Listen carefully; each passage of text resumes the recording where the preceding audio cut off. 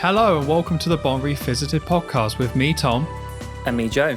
The podcast where we rewatch the Bond films one by one, discuss them, and then rank them alongside the other Bond films to build our own definitive list for the Bond franchise. You are listening to episode 3, where we'll be revisiting the film Goldfinger. Now, I'm going to throw the ball straight over to you, Joe. I hope you're ready for this one. Because I feel like you've had quite an interesting journey already with the Bond franchise, where you ranked Dr. No very low, and then that ended up coming up. You ranked From Russia with Love very high, and it sounds like that's going to come down. So I'm quite interested to see what your thoughts were going into Goldfinger. Well, that's a very, very good point, because I'm going to be honest here. Before this podcast, I was pretty negative towards Goldfinger. I think it's the big Bond film, isn't it? It's the Bond film that so many people think of. So many elements in there, recognizable tropes that have come to be. And I always used to think a bit like, am I the crazy one here? Why don't I like this as much as other people seem to? And so I kind of went into this with that mindset of, am I missing something? Let's give this another go. And let's just say the results were very conclusive. That you're crazy. That I'm crazy. We'll see. That's an interesting one, because I actually didn't know you were quite negative on the film beforehand. But as you know, when we did episode 0, I ranked this number 3, I think, overall. And that was largely based off back in 2015. I did a rewatch of Dr. No all the way up to Diamonds Are Forever, the Spectre storyline, basically. And out of all of those, I came away the most positive about Goldfinger, being like, yes, this is a classic film. There's so many iconic moments. It did a really good job. I can't remember what I said in episode 0, but I think I said it was basically the ultimate Bond film, and that you can really see that escalation from Dr. No, From Russia with Love, Goldfinger, and Goldfinger is where it comes all together. So I was more excited about revisiting From Russia with Love last week than I was about going into Goldfinger, but my expectations were basically like, yeah, I know I love this film. I'm probably going to have a really good time with this one. So far, this podcast has been really fun. It's been really nice watching Bond. Although I do have to say, sitting down and putting that disc in, it is becoming quite routine. Like, I don't know how this is going to go, but this is like a very routine, like, okay, put the Bond film in, sit down, let's go. Tom, it's only episode 3. You can't be saying that yet. the honeymoon period's already over for me. Oh no, that didn't last very long. I am going to have to get the vodka martinis going. That's plan A, B, C, and D. Oh yeah, I mean, I have a glass of wine next to me. It's just nice. You get the lamp on in the living room, get it nice and cozy. You can't. Yeah, get ready to watch Sean Connery slap a woman. You got to set the mood. It's a tradition in my household. Is how Sean would have wanted it. May he rest in peace. Yeah. But I feel like, and not to give anything away, where last week you were very positive about From Russia with Love, but actually saw quite a few problems, I have gone through something very similar with this film. Mm-hmm. I'm not surprised. I'm going to have to say, well, I thought this was going to be a great time, and I still had a good time for sure. But again, similar to what you had last week, I think I've had this week, where it's like, I feel like I've kind of crashed down to earth with this film, where it's like, yes, the stuff that is good, I still enjoyed, but there's way more stuff I didn't enjoy, and that I think are just like really bad things about this film that I was like, oh my goodness, what? No, say it's not so. This was meant to be a nice experience. Me and Joe just chatting Bond. But now I'm like, oh, I don't think Goldfinger's as good as I used to. This is a bummer. We're ruining our memories. We're ruining our childhoods, potentially. Well, the thing I'm very worried about is that if I can be a bit more down on Goldfinger than I used to, am I going to sync up with you? And when we watch Diamonds Are Forever, I'm like, you know what? There's some good elements. You will see the error of your ways soon enough. Am I going to get a Team Bambi and Thumper t-shirt? Is that my future? Right, you're going to learn their names correctly at some point. I'm going to make sure. That's the right names. It's Bambi and Thumper, isn't it? No. Yeah, I think it's Mr. Wint and Mr. Kid. I think. No, I'm talking about the women that he fights. Oh, Bambi and Thumper. I thought you were on about the creepy henchman. Dude, that's a whole other, like, I don't have time. I don't have time for this. We don't have time for this. This is the we don't. Goldfinger one. Yeah, that's a whole other thing. I will say, though, I think that I know that we've been saying this before, like it's really good to be doing this and going back, but I feel so vindicated with today's podcast. And so Already? I'm really, yeah, I do. Like I 5 really minutes in and you're already like, yes. Yeah, and I love going back to this and just, like with Dr. No, I liked that more than I thought I would. Rush with Love, a little bit less than I remember. This one, I think I was spot on before, but it's just that different, it's the mixture of those memories and opinions. I love that. I love reforming. So, yeah, should we get into it? I think so. So first thing I have to say, hold my hand up here. When I put in that Blu-ray, I've got my little ritual, as we already said. And when you see the menu, it shows a few clips from the film. And my very first thought was like, oh yeah, Oddjob's in this one. Wait, what? How did you forget that? I had no memory of Oddjob being in it. As soon as he saw it, I was like, yes, of course Oddjob's in Goldfinger. Of course he is. But initially when I sat down and when I was thinking about checking out this film again from the podcast last week, I was like, no memory of Oddjob. No memory at all. So my first thing was like, oh yeah, of course. That's cool. Did you remember, an Aston Martin DB5? Yeah. Sean Connery's in this one? Sean Connery? I didn't know he made it. What? Is this not a George Lazenby film? I think this is going to be very indicative of the whole film. Just you saying that. Yeah. I mean, it's just weird, right? Because I guess Oddjob is one of the most famous characters or henchmen, I guess you would say.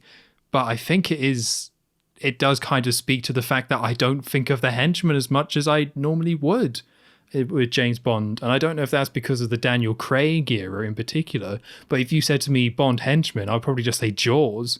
And then maybe Knick Knack for different reasons, but that would be about it. I don't think of the henchman that much.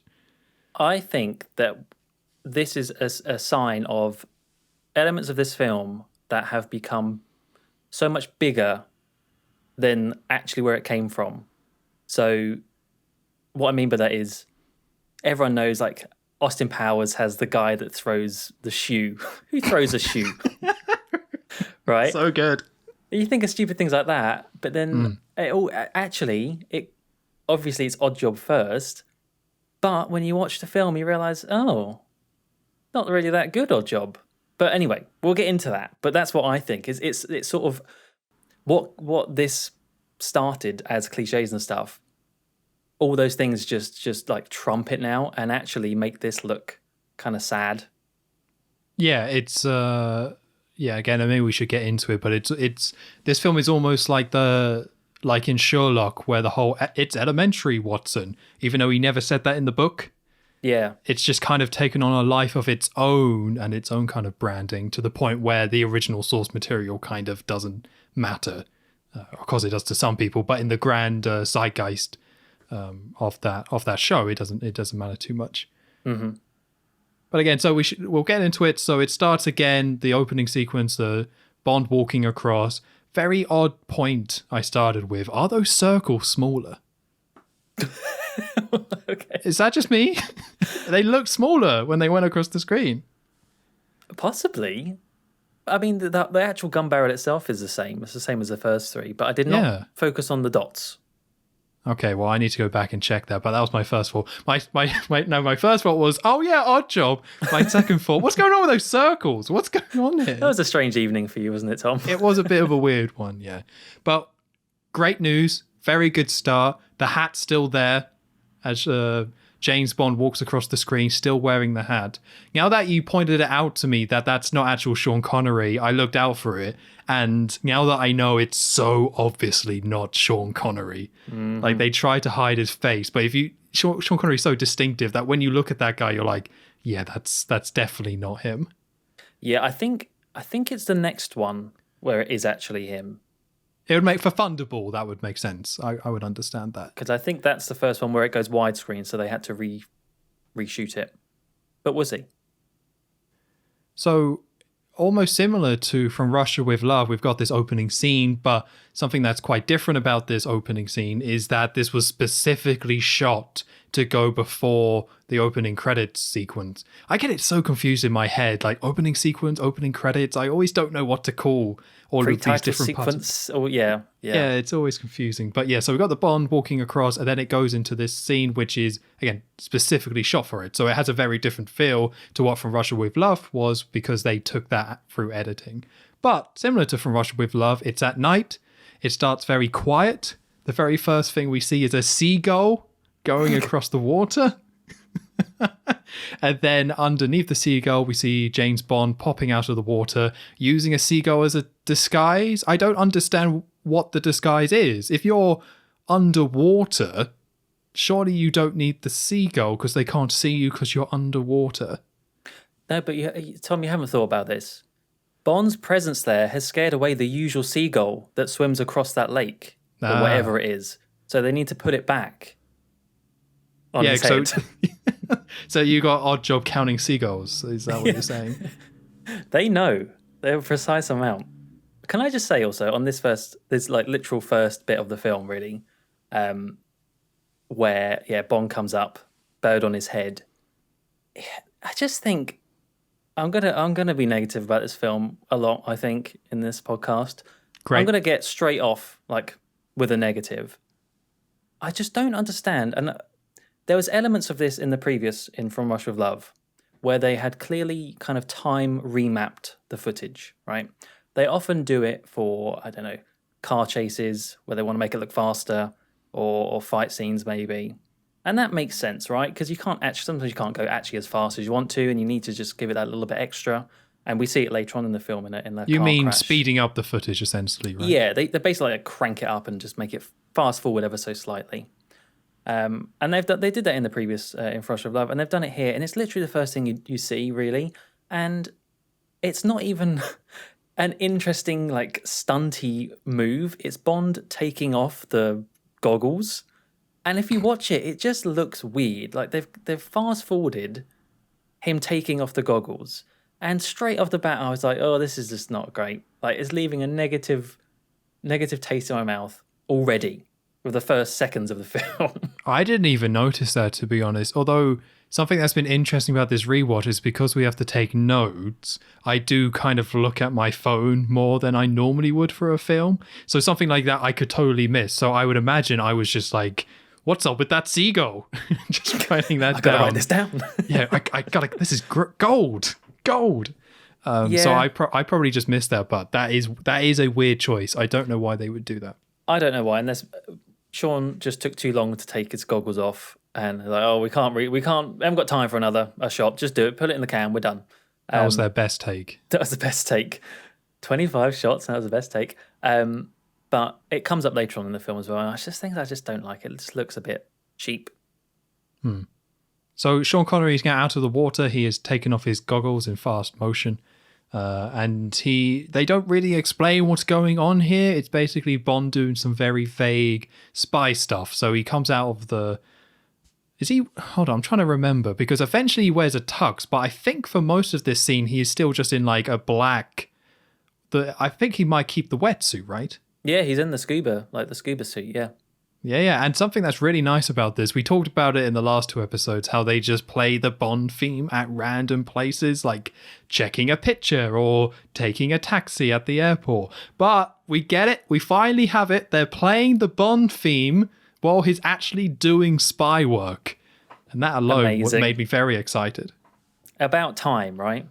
Yeah, Guy Hamilton came in and said, guys, come on. It's not difficult, all right? Wait, are there any airport scenes in this film? Oh, there is actually. Yeah, there is. But not like the terminal, but yeah, anyway. No. So it's a weird scene to kind of talk about this because we just have no context for it. It's a very quiet scene where he's kind of breaking into a place. He breaks into this big round room that I don't quite understand what it was. Finds some nitro barrels, these big red barrels, squeezes some plastic explosives over it, sets it up to explode, and then switches out of his wetsuit to the very kind of... I was going to say the very classic white tux, but I'm not too sure if this is as classic as some of his other suits. That's the thing. It does have that image of being Bond in the white tux, and this is the first time you see it with the red flower. But I don't know how many times the white tux has actually come up in the Bond films. Most recently, it was in Spectre. Yeah, but I associate it more with Roger Moore than Sean Connery. Really? I think so. Like, I mean, I guess we'll get there, but this scene is so short, and I don't think Sean Connery wears this white tux ever again. I will say, I mean, even if the white tux thing, yeah, maybe it's not as classic as people think. I think the image of him sort of like out of the wetsuit straight into it's a cool look. Yeah, it's because this whole pre-title sequence of blowing up, I think it's meant to be like some drug lord. I think anyway, Ramirez. I remember hearing. It's all just a bit like, okay, just go for the ride because you're not being explained anything. It is its own little story. But then you have these kind of cool shots to save it, and I think this is one of the ones that just makes it worthwhile. Yeah, so he sets it all up to blow, sets it to blow after a certain time, and then he goes into a nearby bar in his white suit. And as he's hanging out at the bar, some woman's doing some dancing. They focus on her a lot in this scene. The camera really lingers on her. So I guess that's more, hey, women. It's a Bond film. I wonder why. I wonder, we'll never figure that one out. We got like 22 more episodes of this to get to the bottom of this mystery. Mm-hmm. And then it blows up, and Bond does the very typical thing of acting cool and casual and being like, that's crazy. What's going on here? While everyone kind of freaks out. And then it very quickly cuts to a naked woman in a bath. He has some unfinished business. Yes, unfinished business. Unfinished business. Mm-hmm. I'm going through this quite quick, but it's kind of how this is paced, this whole thing. There's not super much. Quick.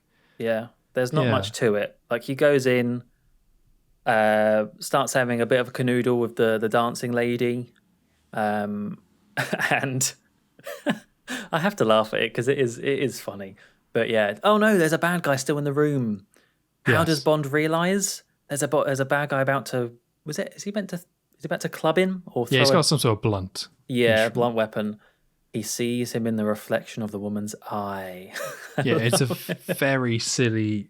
It's all very silly where he's making out with this naked woman, somewhat creepily, and then he looks in the eye, and it. I guess for the year this scene was shot, it looked okay. Yeah, it's just so hard to buy as a premise. Like, how reflective and are this woman's eye? Like, if she had glasses on, maybe, right? That's quite logical there. Yeah, but just eyes. I've never tested this, but this has definitely made me want to test this. Get someone up close, look in their eyes, have someone try to attack me from behind, and see if I can see them with their shoe about to hit me. I would guess not. And then when you do, it will work. Believe me, I know the science behind this. Oh, okay, nice, great. When you do see him in the reflection of the eye, what do? You flip them around so they get the whack. Yep, like Bond does. Which I shouldn't laugh at that, but it's just it. This is going to come up as well. It reminds me so much of Austin Powers with the lady, and I think it's Goldmember. And he's, why won't you die? This woman keeps on getting hit by everything, taking hits for Austin Powers. So he just throws her in front of him, and then gets into a little bit of a fight with this random baddie. Yeah, we don't know who this is. We barely know who the woman is. It's just Bond kind of in this hotel situation because he's always in hotel rooms. That's a staple.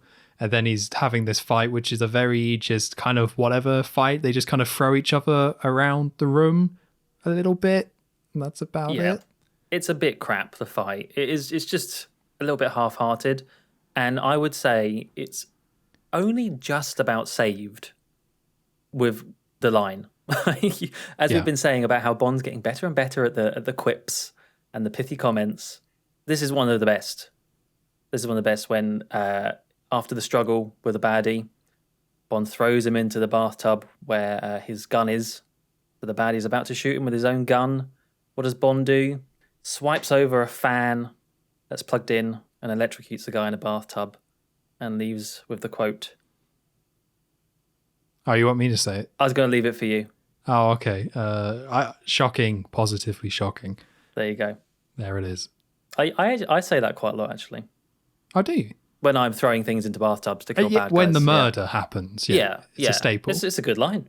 Yeah, as we already said, you can see people through eyeballs, which is very handy.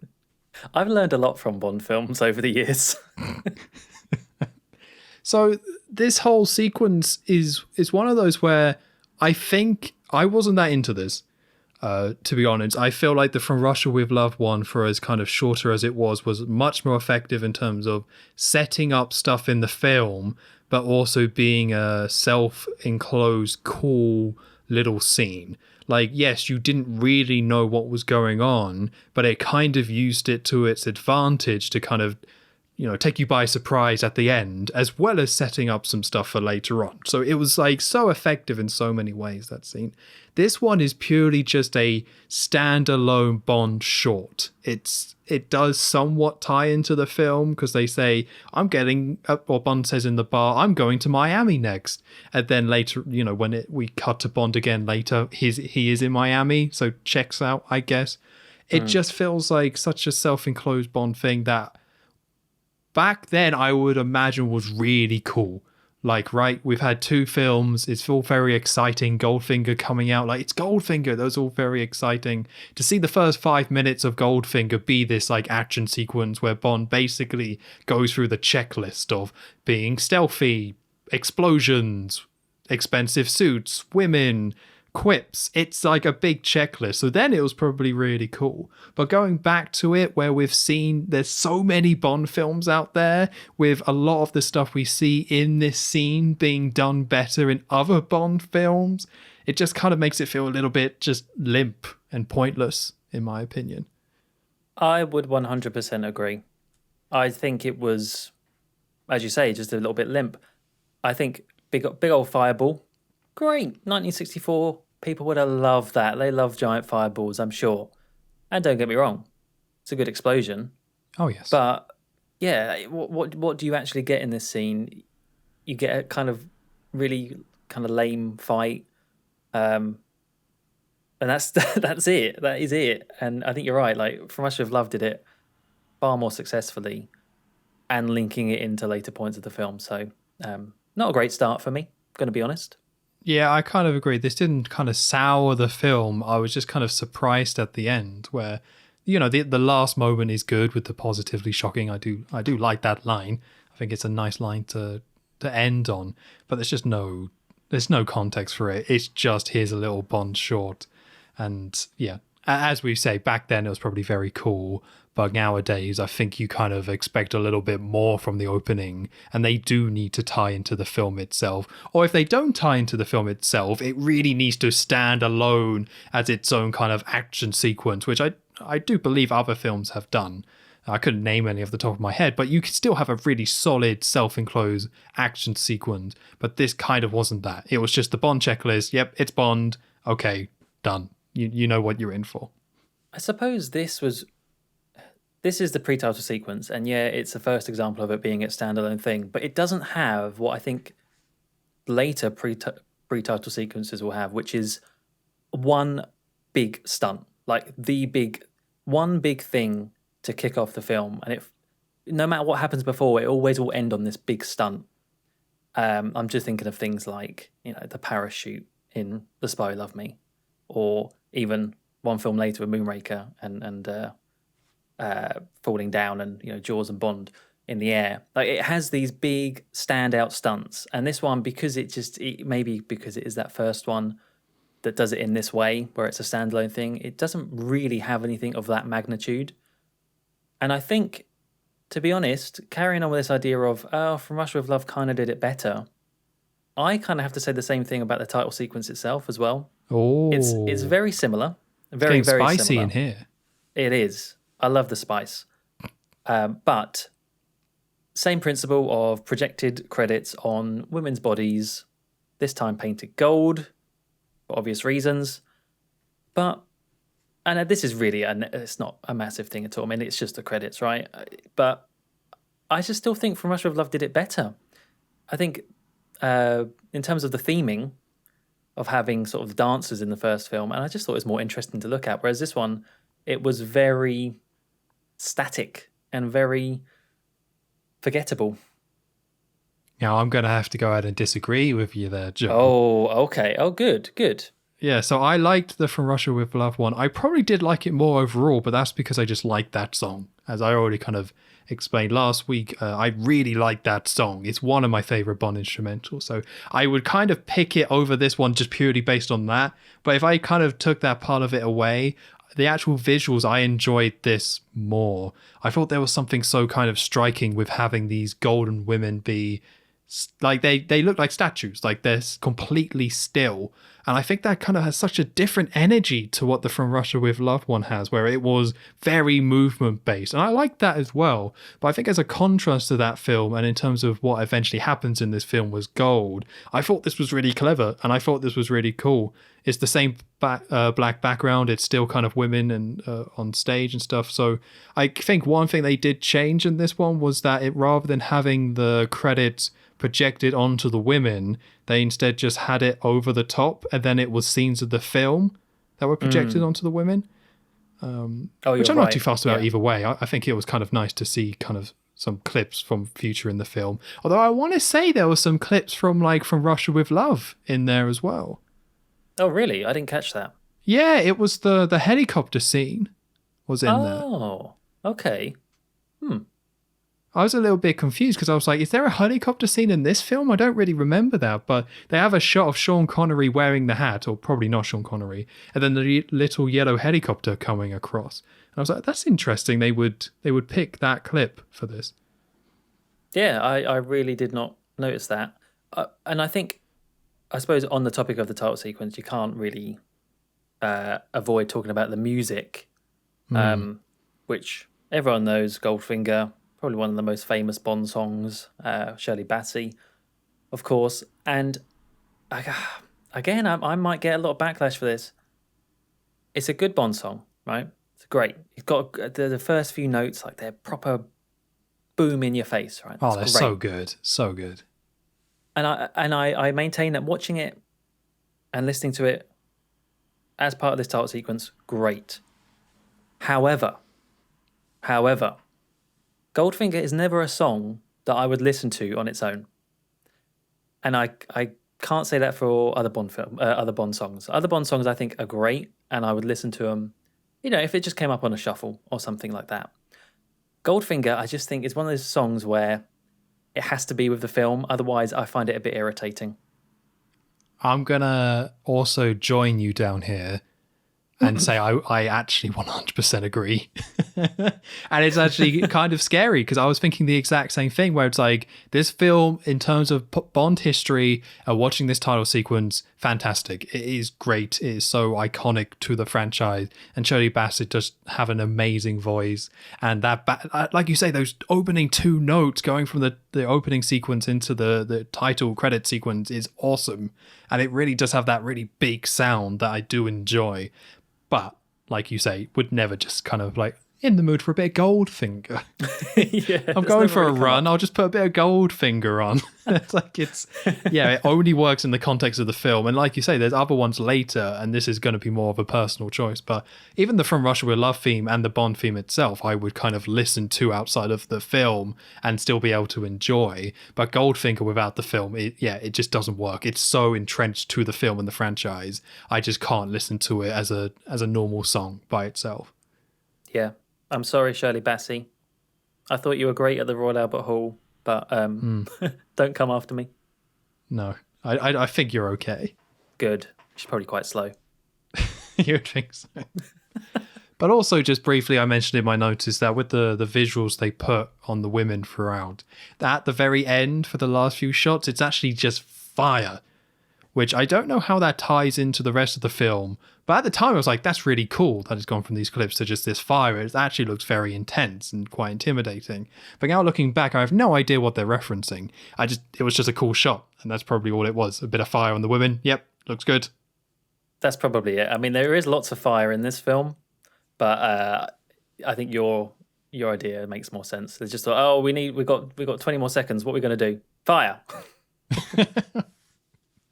And also in this title sequence, we can see that the director has changed. I think I mentioned him already, but instead of Terrence Young, we now have Guy Hamilton, who I don't know anything about their other work, but I definitely did get a different sense with this film. I think you can definitely sense that there's a different person behind the camera and someone directing this instead.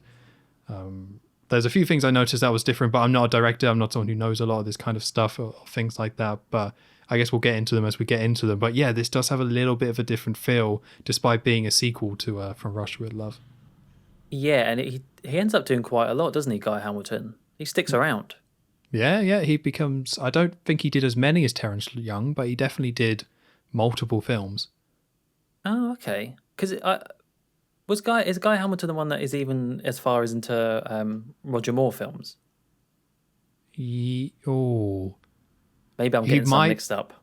There's not many directors for Bond early on, for sure. Like, it was only until like the 80s that I think they started to mix it up. So you might be right. I'm not too sure on that. But they were definitely using the same people for a good long time.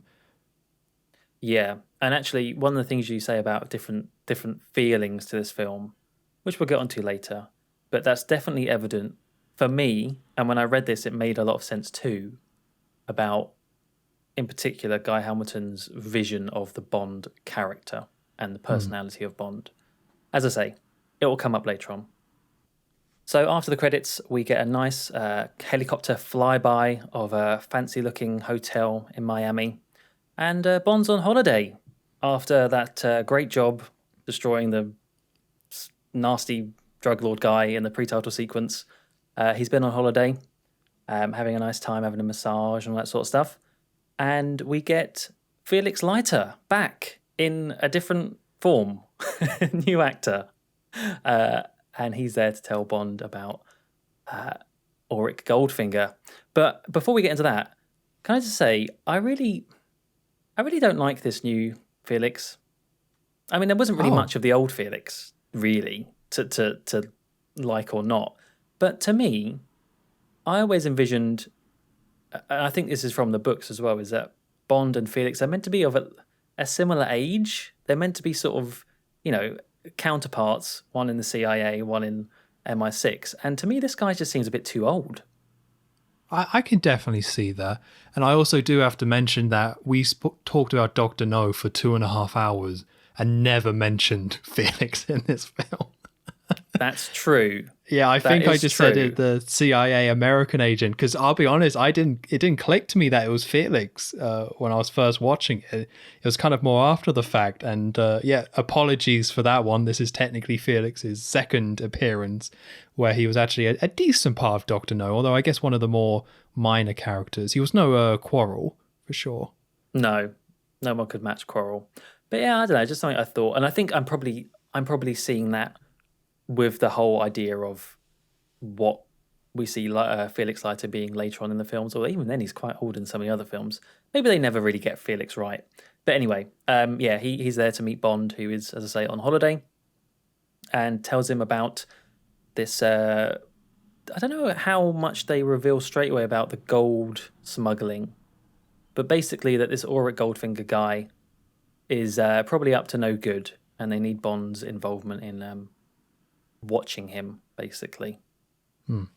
It's a very different approach to what we've seen before, where with Dr. No, it was setting up what's going down in Jamaica, and then eventually it kind of gets to Bond. And from Russia with Love, even more setup, like a massive amount of setup before we even get to Bond. But this film kind of completely flips that on its head, where we straight away see Bond, we straight away see some action and things like that, and then we straight away get Bond get introduced to the villain, because the guy, Felix tells him, hey, Goldfinger is not a good egg, we need him looking into. And then it just so happens they're at the exact same resort where Goldfinger is staying, and they see him go and sit down to play cards with somebody. And this happens all just like instantly. So there is kind of some like benefits to this, because it does allow the film to kind of breathe a little bit more. But straight away from what you were saying about Guy Hamilton and the character, but the character of Bond feels different to me to a certain degree because of this choice. Because Bond is straight away shown in your face, because straight away it's about Bond and it's about Goldfinger, and there's no time to kind of set everything up. So you kind of get things more from Bond's point of view, where I feel like the other films, maybe sticking closer to the book, allowed you to see a little bit more third person and everything else that was going on. Yeah, you're very much along for the ride with Bond in this film. And sorry, I'm just laughing at one of my notes, one of the quotes from this very early scene in Miami, which is one of many sort of moments, particularly of the early Bond films, is when Felix goes up to Bond and kind of gets the conversation going, and Bond just tells the woman to slaps her on the bottom and man talk, and kind of gets her away. It's just like those sort of scenes, you just look back and you think, oh my goodness. But yeah, it doesn't get any better from there. Definitely not in this film. No. But I think the introduction of Goldfinger so early on in the film, obviously, yeah, very different to previous ones where they have kept, for example, Dr. No hidden until pretty much the end of the film. Blofeld in the last film, not even shown at all, really. Whereas this one, they just get him right out the gate. He's coming down the steps in his little beach shorts and, and yellow jacket. And I actually think this is one of the kind of redeeming qualities of Goldfinger, is that they get him out quick, because he's probably my favourite thing about this film. Goldfinger himself. I think the actor, I always forget his name. It's the same guy from Chitty Chitty Bang Bang. Gert something, I want to say. Anyway, he has such a great presence in the film and is kind of, whether intentional or not, quite funny. So I like having this kind of reversal of Bond villains, where instead of keeping them kind of this enigmatic hidden character, they just get him out right in the open and actually kind of make a few jokes on his behalf and make him seem a little bit more human than previous ones, maybe. Yeah, Goldfinger, I don't know if I would describe him as a complex character, because that doesn't seem fair, but he's definitely one that you can't quite put your finger on for quite a lot of the time on screen, because sometimes he can be intimidating, sometimes he can be quite tough and smart, and sometimes he can just be a complete, pathetic, sweaty idiot. Yeah. And you just don't know where you stand with Goldfinger, and it kind of works. And I think it probably does work because of the actor, like you say. He just kind of makes that work. When he needs to be more intimidating, he can pull it off. When he needs to be that goofy guy who's kind of insecure and doesn't quite feel right in himself and is just out of shape, he can kind of do that too. But I completely agree that it's nice to... we had 2 films in a row where it's all about a mysterious villain. A villain being out in the open is actually really cool in a very different way. And I'm glad they kind of picked this and presented it in that way, because you're kind of like, okay, straight away we're getting into this. Let's kind of see how this develops. And most of this film, Bond and Goldfinger are kind of together, or at least very close. And that's cool. And it's cool to see it kind of progress throughout the film. I wouldn't say they have like a personal connection. It's just they're always together, and that builds something quite different from the other villains. Yeah. Well, they're always together, and that's one of the curious actions of Goldfinger in the film later on. But anyway, we soon kind of see a little bit of character development of him. You're right, he's not a complex character, but you soon very quickly see that he is a character that is... he hates losing. He will cheat by any means necessary. He's cheating at that game of gin rummy in the hotel. And that's where we sort of get the next scene of Bond doing a little bit of spying, who would have thought, and noticing how he's cheating, which is he has an assistant up on the balcony with a telescope looking at the cards of the other player. And so Bond goes up there in his little skimpy blue... I don't even know what that outfit is, to be honest with you. I don't know how you would describe that. But we get the introduction of... I wrote down her name. Jill Masterson, yes.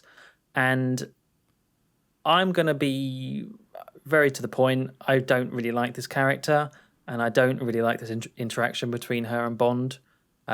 It's all just very...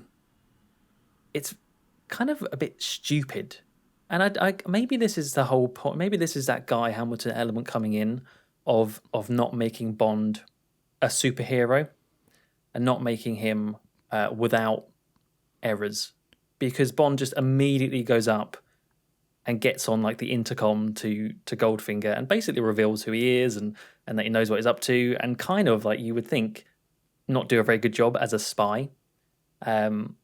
So yeah, this happens very, very quickly, and then of course you have Bond and Jill have a very kind of awkwardly slow kiss, and I think that's what made it creepy to me. Maybe I'm over focusing on it, but it's just like this kiss. Usually it's like, yeah, that's just a kiss scene between Bond and the Bond girl, but I think it's just she leans over so slowly towards him on her deck chair. I was like, oh, fast forward, get this over and done with. So I kind of agree, but when I was watching it, I was of that mindset of like, this is all a bit silly where Bond has been told to spy on someone. So the first thing he does is go upstairs, interrupt his game, antagonize him directly, and then makes out with the woman that he's paying to help him out. It all seems a little bit silly, but I like where it goes. And I don't know how intentional this was, but I very much see this as a Bond going over the top and intentionally making me like, this is all going too well. Bond is just doing stuff he shouldn't be doing. And then in the very next scene, he is like don't for it. So I like how it pays off. But yes, the actual scene itself with him and Jill is a bit like, yeah, I don't really want to see this. But I like how the film does kind of acknowledge that maybe went too far, and there is kind of a little bit of karma there, and it does bring Bond back to Earth. So ultimately, I like it. I think what kind of ruins it is that there are very similar scenes like this later in the film where there isn't that kind of they don't acknowledge that, yeah, this was actually too far, and you just kind of have to go with it and apparently support Bond in what he's doing. And that's what kind of ruins this scene a little bit. But for what they were doing in close space with Bond antagonizing Goldfinger and then getting punished for it afterwards in quite a iconic and striking way, I do like this scene, even if it's like initially when you watch it, it's a little bit off. Yeah, that the whole element of, so you just mentioned it there about his sort of comeuppance of it. So yeah, he obviously beds the woman, and you get the scene with this scene. I do remember the scene, but not for the obvious reasons of the woman painted in gold lying on the bed. I always remember the scene because of one of the lines that Bond says about the Beatles. About the Beatles. I just think it's like talk about like ages like milk lines. Like that's got to be up there. Yeah, I think he says something like it's like listening to the Beatles without earmuffs. Yeah. But anyway, yeah, he goes to go get some more champagne, I think, whilst they're in bed. And I thought of you when I saw this, Tom. Another judo chop to the shoulder. Yeah, it loves it. I think every film so far, it's all about the karate judo chops. Every film so far, they loved them. And Bond wakes up, and yeah, as you say, we get the striking image of Jill Matheson painted in gold, which apparently causes skin suffocation. I think might need to get that fact checked, but yeah, that's the whole element of a little bit of a personal vendetta, and it's actually kind of what M mentions a little bit in the next scene where Bond is at M's office, and that kind of actually that surprised me that they had this kind of strand of a plot so early on in the franchise. When you think of Bond and personal vendettas, and it doesn't do it in this film, but working outside of MI6 and going rogue, I always associate that sort of storyline with Timothy Dalton and obviously now Daniel Craig films much later on. But there is an element of that in this film, and that did surprise me. It's not huge, don't get me wrong. It's nothing. It doesn't really go very far, but fair play to him for doing something like that so soon. Yeah, it seems like it's something that does kind of go nowhere. I feel like it's kind of mentioned because M says to him, this isn't a personal assignment, 007. But like the reason why it's personal is because James Bond made it personal, which makes it all a little bit weird. And like like, how am I supposed to be supporting for James Bond? Like, obviously I'm not supporting Goldfinger here, but it's a little bit messy. Like, Bond did go up to him, but there's no, like, Bond learning his lesson after the fact. It's simply you get a very somber scene, like, you know, because they do treat it quite seriously, where Bond walks into the room and finds her dead. It's quite a sad scene. It's just then cuts to M kind of, like, doing his usual thing, like, Bond, what are you doing? And Bond not really kind of pushing back. But then straight away, when Bond actually goes out on mission again, there's like no impact to any of this at all. It's just like, naughty Bond, you got that woman killed. Where as soon as Bond sees Goldfinger, well, I guess there's one scene, but he just says, like, oh, there's one scene that ties back to it. But again, that very much just goes out the window, like, instantly, pretty much. But yeah, I didn't really see this as Bond kind of going out against MI6 and kind of doing his own thing. I just saw it as in, like, he went too far, so he gets knocked back down. But I feel like M was already kind of knocking him down in the other films anyway. It's just kind of par for the course. It's just this time, like, M had a very good reason. It's like, you got someone killed, although he doesn't really seem to care about that. He just wants him to go after Goldfinger and investigate properly and not antagonize him. But of course, he does antagonize him a lot throughout this film. So it's like, okay, I don't know what the point of that was. Well, I think there must have been an idea of using the whole Bond feeling remorse for what happened to Jill because of the fact that we get her sister as another character. Yes. And this is later on in the film, but what do you know? The same thing happens to her and she dies. And that feels like the wasted opportunity. I just don't think we were at that level yet where Bond would show such emotions. Like, we're used to now Daniel Craig and getting, like, real insight into the character of Bond and the emotional turmoil of being a 00 agent. That just wasn't here yet. It barely scratches the surface. No, but I still really like the scene of finding the woman on the bed. Like, it is very like, oh wow, okay. She wasn't as shiny as I remember. Wasn't as shiny. The gold was a little bit duller than I thought. Wait, so the dots are too small and you're not shiny enough? Yeah, I don't know if it's my TV or something, but something's up. I thought the shininess was fine, personally. I was happy with the shininess. You're happy with the shininess? Good shininess. Happiness. Yeah, confirmed. Okay. Put it at number 1. There we go. Get it ranked. Yeah. But yeah, as we mentioned, the next scene is about Bond then going to get his briefing from M. And can I just say, something that actually made me laugh way more than it probably should have. But we were saying in a previous podcast, Bond's little stunt of throwing the hat on the hat stand and how it's really not that impressive of a move to do. You think you can do it, Tom, that's right. Yeah, I can do that.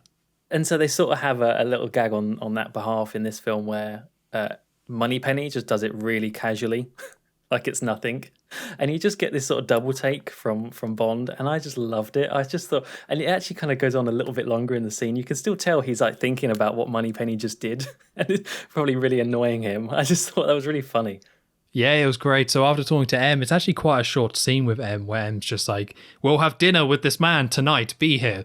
And then 007 leaves, talks to Moneypenny, and yeah, Bond picks up the hat from the hat rack, walks over to Moneypenny. Moneypenny then steals the hat and just not, without even looking, I don't think she's even looking, just throws it, and then it lands on the hat rack. Now, a little movie magic does happen here because they do cut. No. I know, right? I'm sure she did it for real. I'm sure she did. But they cut between the scenes. Like with the Sean Connery one in the last film, you do see it completely. But this one, she just kind of throws it to the side, and then they cut to a shot of it landing. And then, as you say, James Bond is clearly kind of thinking about it. But this is the Moneypenny kind of chemistry I really like with them, where Moneypenny's also like, hey, let's have dinner. And then he's like, I've got some business. And then... Sean, is that you? The special guest star. Back from the dead for one more. Wow. But no. So, yeah, this is the stuff I really liked. And I think it's why it initially, when I said in the Dr. No episode about that scene kind of creeping me out, it was just a lot to begin with. And this sort of stuff, I think they've really got the chemistry down 100%. And it's just really nice to have the back and forth and the hat scene as a continuation from the last one. It's like these interactions at this point in the series are just so good. Like very enjoyable having those two on screen. It's such a short scene, and it just it really works by this point. They've got it figured out, this kind of back and forth and this rapport, and I think that's the only time she's in the film, Moneypenny. Oh yeah, we do see M again, but I don't think Moneypenny's there. So a good fleeting appearance, I would say. Yes, and then this fades to the next scene. The fades are still here, by the way. I don't know if you were keeping an eye on that. I noticed a couple. Yeah, so it fades to Bond, M, and a colonel, I don't know his name, all sitting around a table in tuxes having some dinner, which looks very lovely. And this is when I started to notice the fact that it was a different director, because we get a lot of shots like this, where this scene begins with them all on this massive table, but all sitting at one side of it. And the camera starts zoomed in, and then for a good long time, it zooms out to show the entire room and kind of have this feeling of how big this table is and how big this, the room is in general. And we actually get quite a few of these, and I think it's something that Guy Hamilton does a good job of. There's so many times where he has a camera shot where everything feels big. He takes a room that potentially isn't super big and just makes it feel big. The most iconic one is probably Fort Knox, which we'll get to, but yeah, this is I don't know if this was put in here intentionally to make those other shots feel more natural because we've already seen something like that. But this is the first one of those. It's a big long zoom out, and then we get to see this nice big shot of this big room. And we get a few of those as the film goes on. I think it's probably linked to the fact that they just had a crap ton more money for this film. With 2 films in, they've done really successfully. And I think I read that like the budget for this was more than the first 2 combined. And so they had more money to spend on these sets. I think it might have even been Ken Adam was back for this one, and he wasn't in the second. So yeah, probably just showing off with the sets and as you say, the camera moves as well. Yeah, that would make the most sense, because when I was watching this scene, I was trying to figure out why they would do it, and I actually rewound it and watched it again. And it probably is from what you're saying about the budget and things like that. But for me, I would imagine it's just to set up other scenes so they make it feel a little bit more organic. And basically, these 3 are sitting around having dinner and they're talking about Goldfinger. That's something that's very cool as well about this film, where it's all very geared towards Goldfinger. Like every single scene is geared towards Goldfinger in some way. So we already talked about how we already saw him straight away. And then when M is talking, it's about Goldfinger.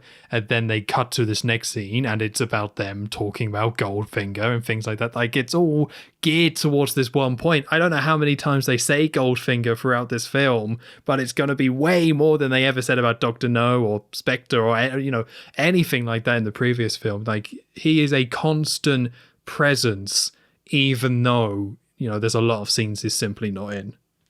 That is true.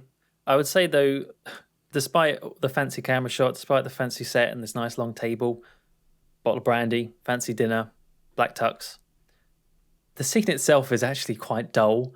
It's very plot. It's just get the plot out of the way. Let's just tell the audience, right? He smuggles gold. We need to tell the audience what Bond needs to do. Find out, get some evidence of the illegal smuggling of gold. How is he doing it? And it's very much the Bank of England Colonel guy says this. Bond replies, and then there's maybe like a couple little lines from M. And there's a weird thing about the brandy in here. I'm not quite sure what that was meant to kind of show or signify about M having bad taste, maybe, and maybe being a bit one-upped by Bond in that regard. But it's a bit strange, really. But yeah, I think the actual scene, it does what it needs to do, which is just explain the plot. But it's kind of a little bit like, okay, let's move on then. Yeah, I kind of agree. And I can't remember if he said this during the podcast or before we came on, but something that's kind of interesting about this film is this is the film I remember least after rewatching it so soon, where I had Dr. No and From Russia with Love in my head so clearly ready for this podcast. But there's quite a bit of this film where it's like, I actually don't remember it super well, even though I just saw it. You remember the iconic scenes, but this is just one of those where, like, if I didn't have my notes or if you didn't mention it, wouldn't have even thought about it at all. It's just, as you say, they just talk. He's like, here's some Nazi gold. Bond's like, thanks very much, I appreciate that. Then he's sent on his way to the next scene. And there's quite a few scenes like this where it's just like, yep, that was certainly a scene of people talking. I will say, compared to not really Doctor No, because we mentioned how that was such a simple plot. From Russia with Love, there were a few points even in the podcast where we were saying like, oh, is that what happened, or was that? This film, I think, it does the best job of very clearly laying everything out. I didn't really have to struggle following the plot apart from one thing at the end, which I will moan about. So I guess, like, yeah, it was successful in what it was doing. There was never any sort of worry about missing out on a beat because it was all quite clear to me. Yeah, I was very surprised rewatching this film where we talked about Dr. No being very simplified and it's just Bond goes to Jamaica and stops Dr. No and goes to an island and there's a dragon. And then From Russia with Love is a lot more storylines, more intensely told, but they both kind of have quite fast pacing. I feel like this film has slower pacing than both of those, and I was actually quite surprised how the plot felt closer to Dr. No to me than From Russia with Love. The one thing that separated it from Dr. No is that it takes place in two kind of major locations, and in general they're moving around a lot. So there is kind of more of a sense of more going on from that standpoint. But in terms of the story, I felt like it was closer to Dr. No. There's just not a lot of other stuff going on here. It's just Bond versus Goldfinger, which, you know, has pros and cons. It's nice because it does kind of set this up as it's a Bond versus a villain, and a villain that's got a lot of stuff kind of going on, and he has to do spy. You know, that's interesting from that kind of standpoint. But I was very surprised. I didn't expect this to be as basic as it was. Goldfinger has a scheme, and Bond has to kind of stop that scheme, and that's kind of it, really. Yeah. There's a sort of spanner in the works in so much as it doesn't really go to plan, as we'll see. But apart from that, yeah, it is quite a simple plot, which is not a bad thing. Not for me, when I'm making notes and potentially missing things. But anyway, after the dinner table scene, we get our first proper Q branch scene. We had Q in the previous film with the attaché case. It was just a little demonstration. We now get the whole shebang with the concrete walls and the weird experiments going on in the background. Well, I guess it wasn't that weird. It was a bulletproof vest, I think, in this one of the things you saw, which is quite sensible. And we get Q, Desmond Llewellyn, back again to show off the Aston Martin DB5, of course. And one thing that I wasn't expecting, in my head, this scene it was played a lot more for laughs. It actually really isn't. There's maybe a couple bits, like a couple reactions from Bond as Q's kind of outlining what the car can do and things like that. But it is actually still quite sensible and just matter of fact. It's good to see Q more, but I would say we're still not at that level of the relationship between the two characters. It's definitely still growing. Oh, I don't know. See, I actually have a different thought. I thought this was pretty much there, but I might just be focusing more on the dialogue where there are so many classic lines that you expect Q to say in this scene. It's like, now pay attention, 007, and he's asked for it to be returned intact this time, 007. It's like, I never joke about my work. Like, it has all those classic lines that I associate with Q in this scene. So for me, I was just kind of having a blast going through it because it's so nice to see this version of Q from the last film, which was just like, yeah, here's a briefcase, it's pretty cool, stab a guy, I don't know, see what happens. Where this one is showing him around the Aston Martin and getting out all these classic iconic lines. I thought it was really great. And as you say, Sean Connery's and James Bond's reaction to it as well kind of worked. I was actually quite surprised how much of that chemistry was introduced in this film when it was just not there at all in the last one. That is true. There's something about it that was just missing for me. But I suppose that's to be expected when it is in my head I've got all the later. I think for me it's just the actor or the Q in this scene. You're right, you get that whole pay attention, bring it back, never joking. Later on, I see them more as being, I don't see him as being very friendly in this, whereas later ones you kind of do, but I might just be seeing things where it's not, or I don't know. It's fine. It does what it needs to, as you say. It kind of sets that template of their relationship, but I think I may be just comparing it to later, like too much to later films. I can see what you mean, because there is a sense of like he's scolding Bond and Bond's doing his like, I don't know, mugging or whatever, but there's almost like Q knows it's pointless, but he's going to say it anyway. But I feel like that develops because there's so many of these films, they kind of have to play it that way. But this one, we don't really know much about them. It's only the third one, only the second time with this Q. I think it does kind of make more sense that it would be, there isn't that implied history, although there's a little bit of implied history, but they don't have to play that angle of like, well, I know you're going to break it. To me, it's not Q until Bond tries to take his sandwich and Q angrily snatches it back. That's the Q scene I most remember from the whole franchise. That is a great scene, to be fair. So I don't blame you. So everything up to this point is just a prelude until the sandwich scene. The sandwich scene. So what to me is not so much of a great scene is what follows this one. Oh, we got to talk about the car, Joe. The Aston Martin. Oh, okay. So quite interesting for this film, where last time it was a briefcase, which turned out to be very good. This time the gadget that Q is showing him is the Aston Martin D5. I hope I wrote that down right. Is it the DB5? D5? Yeah. Oh yeah, DB5, yeah. DB5, yeah. And all the gadgets not all the gadgets, but most of the gadgets that Bond gets in this are just different kind of parts of the car, where there's the ejector seat, I actually didn't write them down, but we see them later. But it's basically this car that's all kind of jacked up, and I'm not a car person. I can't drive. I refuse to drive because I can't, and the government won't let me because I refuse to learn. It's a whole thing. But even just seeing this car, I'm like, it's so cool. It's so cool, and it's so interesting that straight away they switch the gadgets up from being something so like, yeah, here's a briefcase that can hold some cool stuff, to, no, here's a really expensive, nice looking car with like machine guns, or no, is it machine guns? Yeah. It is machine guns, yeah, just like weaponry in this car. Like there's a huge jump to this film in terms of the gadget Bond gets. It starts off I can't actually remember the order that they show in the film, but I mean, your revolving license plates. Okay, yeah, Bond travels around the world. That kind of makes sense. GPS thing, yeah, that's useful. That would be what a spy would need. Then he starts, hang on, the slashing tire things. Okay, so guns. Okay, bulletproof. Yeah, and then obviously the ejector seat at the end. I think for me, the problem with this is what you said, is that the gadget in this film is the car.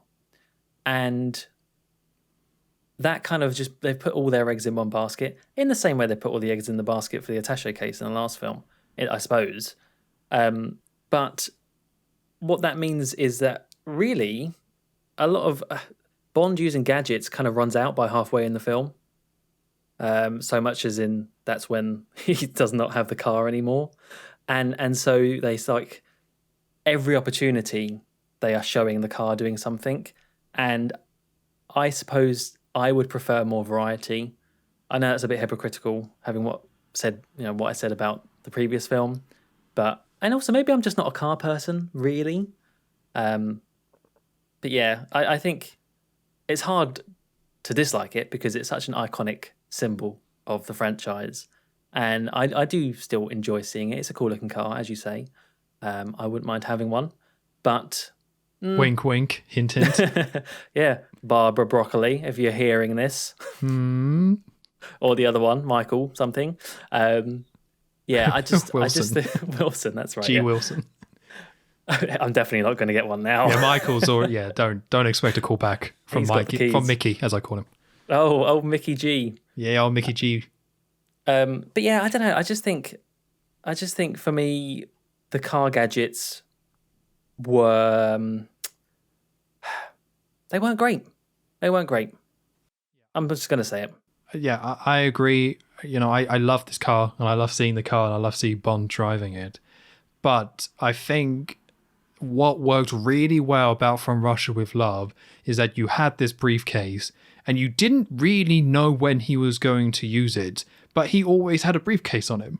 Like, there was just a briefcase there because it's just something that Bond carries. He goes to the hotel room, he goes, wherever he goes, he just has this little briefcase with him. So it's like, I'm sure, like, there's something there, like Albert Hitchcock has a word for this, but it's like, it's something that's got this presence where something's going to happen with it, but you don't know when, and that's kind of exciting. So even if the payoff to, like, Bond using the knife is, I'm just going to stab this guy, like, it's still nice to see that payoff because you've had it explained and you see it throughout the film.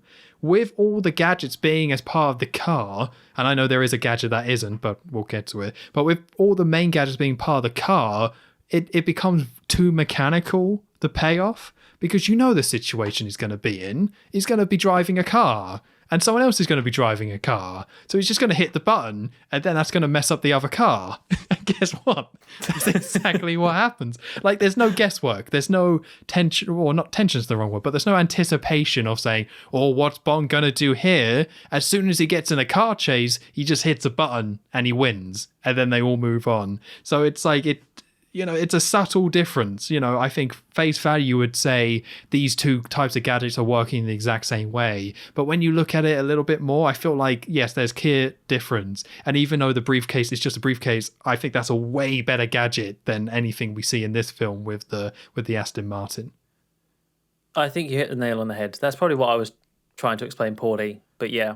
And I think, yeah, you're never going to see Bond whip out the Aston Martin really quickly in the middle of a scene. So yeah, there's just no guesswork. There's no like, oh no, Goldfinger's here, let me just get my trusty Aston Martin. I've parked it down the road, Goldfinger, let me just give me 5 minutes. Yeah.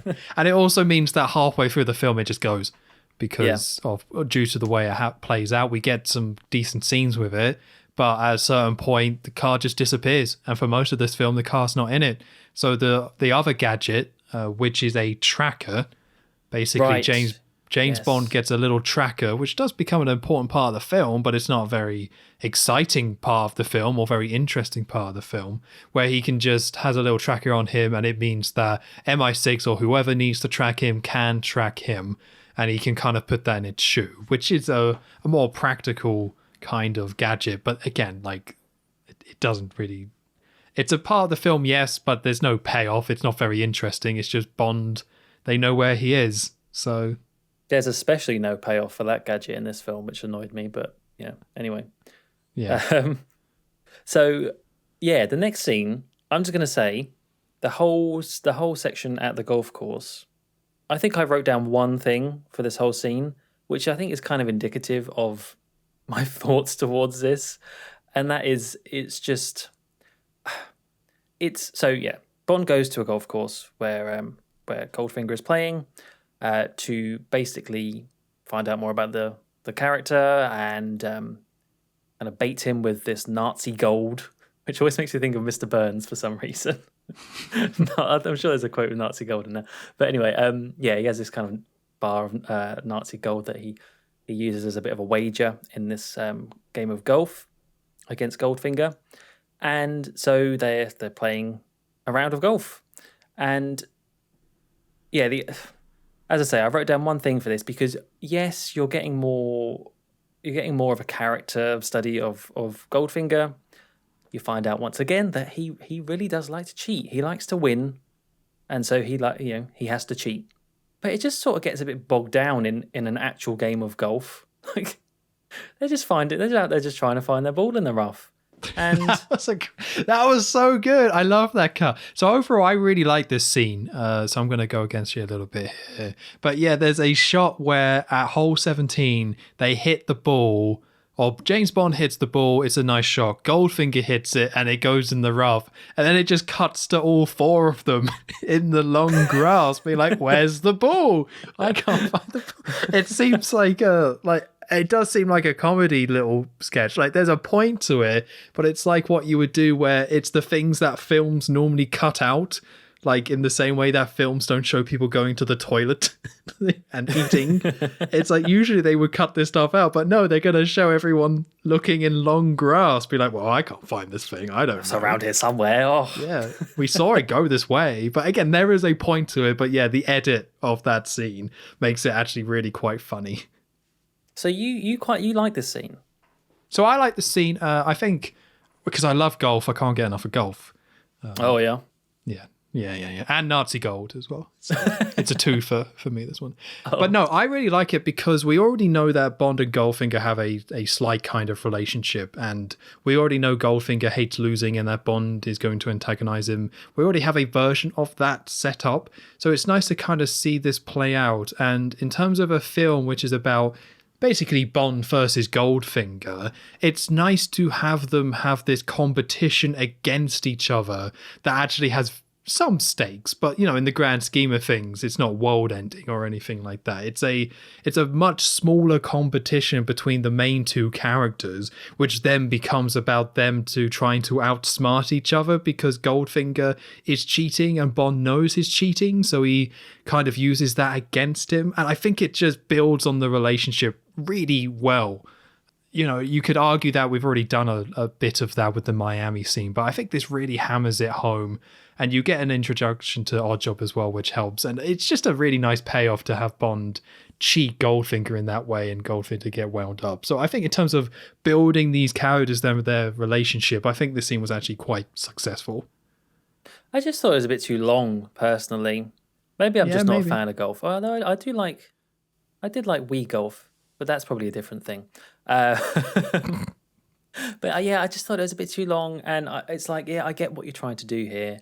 You're right. We do see Oddjob, and we see another iconic, what has since become a bit of a cliche, the bowler hat with a metal rim. I don't know, strong enough to decapitate a stone statue, which is all well and good.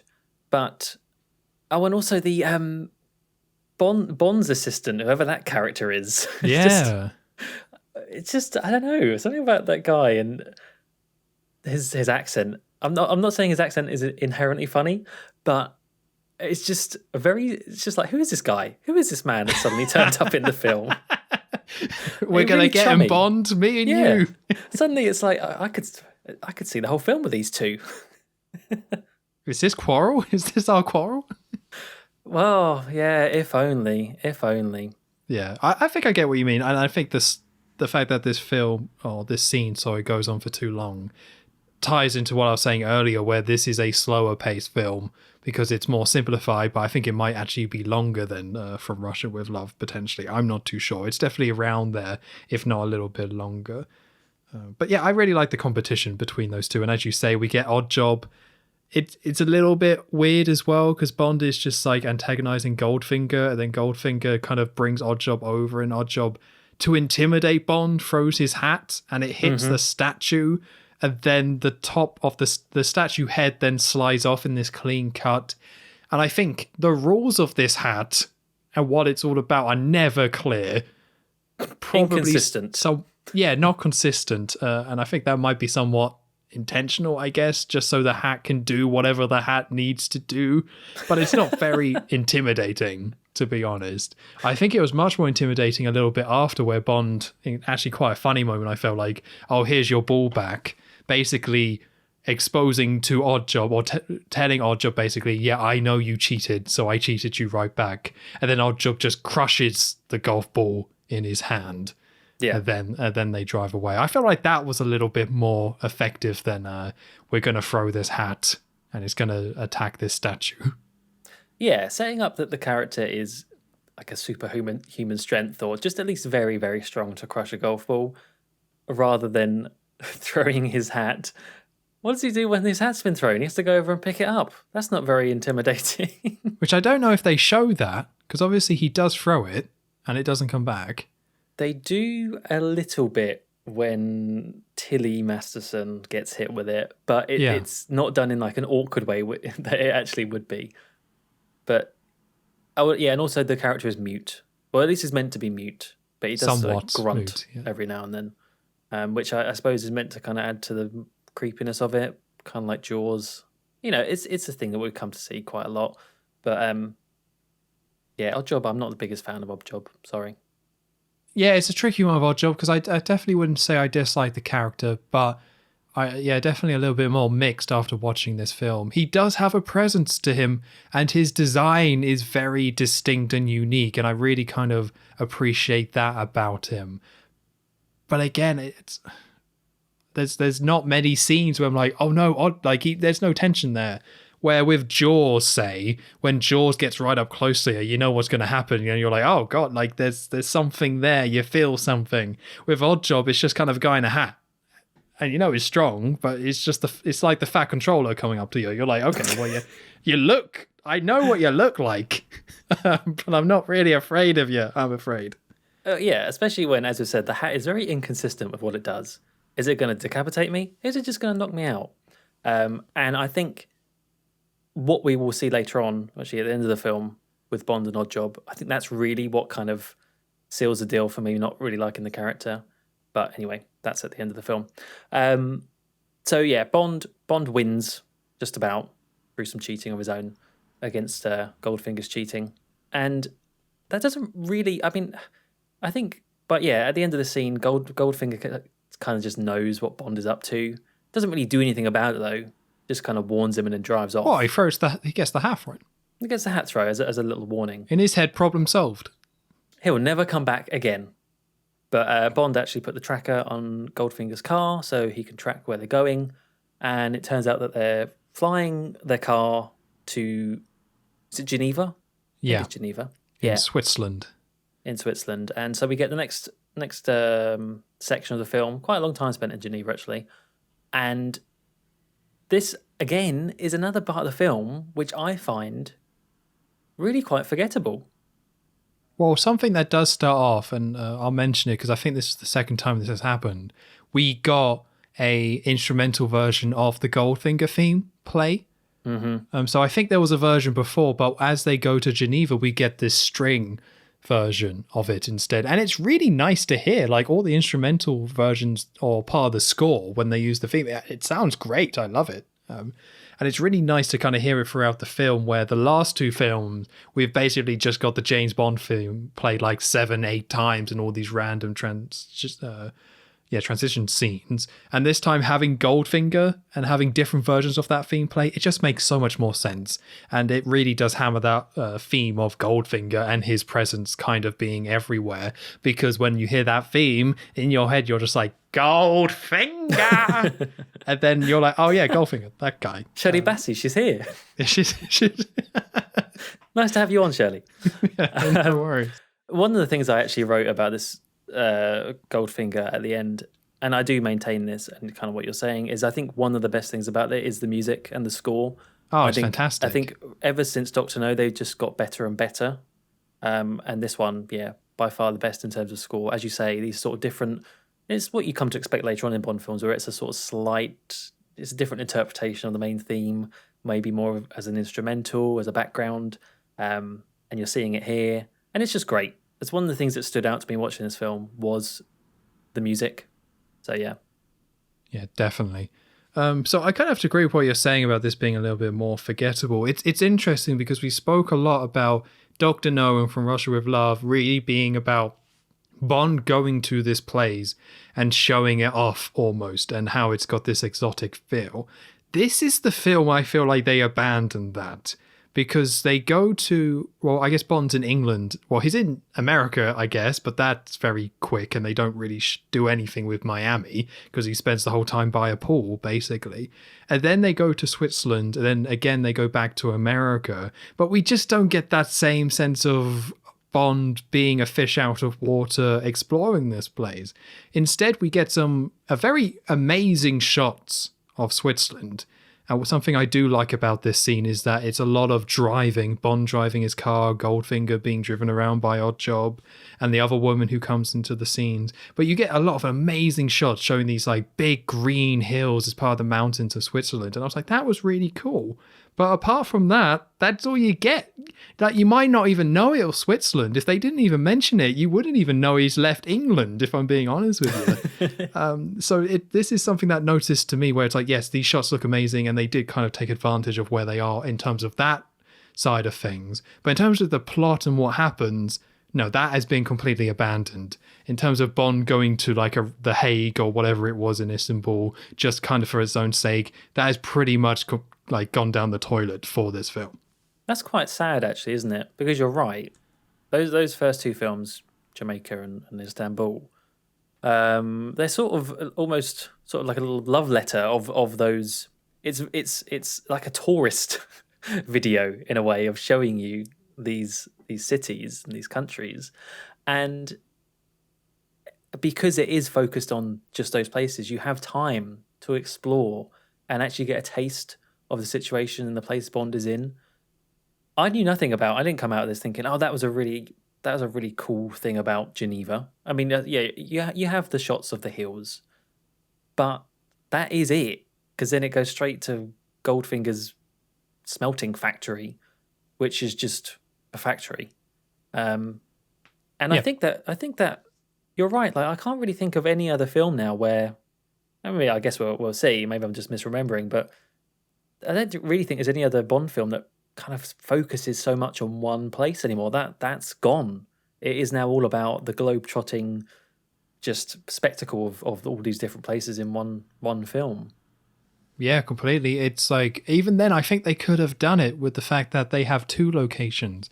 But Switzerland is just a place for Bond to go and infiltrate this, like the smelting operation. That's it. That's all it is. And it didn't quite have to be that way. And with the slower pace of the film, you kind of think I think it's, again, a part of what makes this film quite forgettable, because the whole part of Switzerland, after you've watched this film, it's like, you don't think of it, do you? You think of America and Fort Knox, and you think of that section of the film. But Switzerland, even though it's where it's taking place, it's just doesn't matter. It's just a place where he drives around, and that's your lot.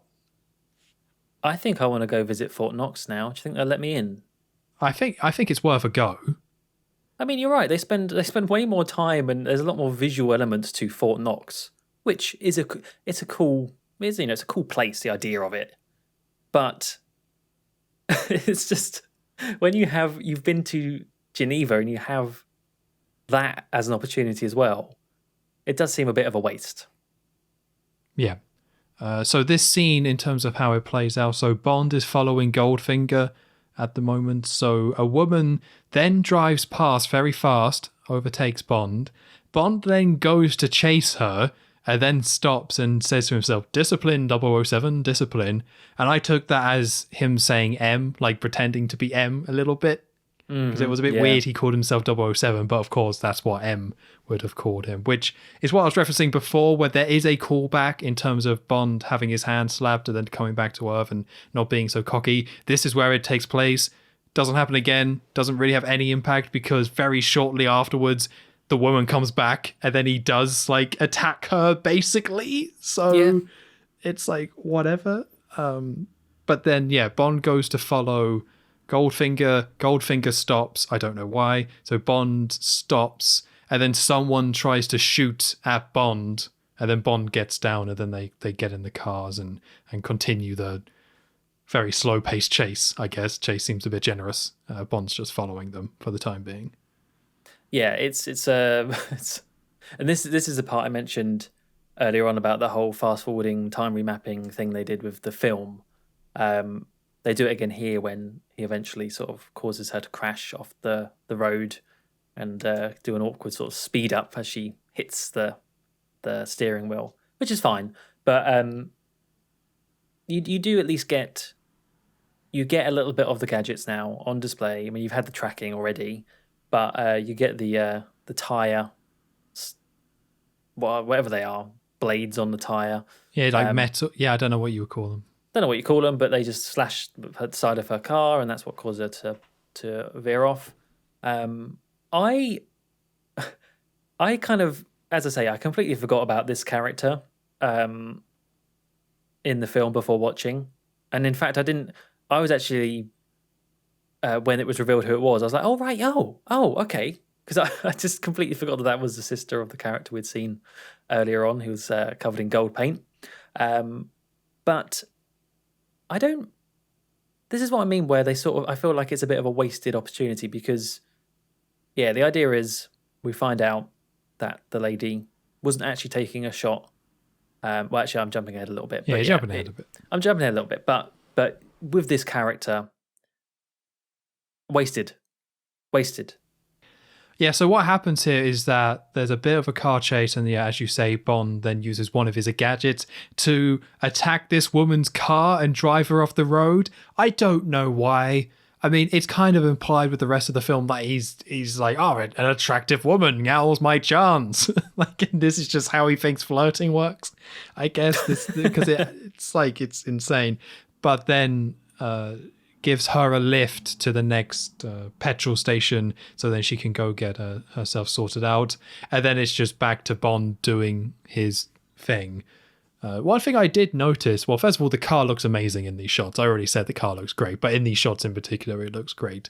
But the radar that he has on the car, because Bond is tracking them with the radar kind of system that Q gave him, but the radar is just like a map that he's looking at. And it's like, how does that work? Did he bring like a load of maps of Switzerland before he came?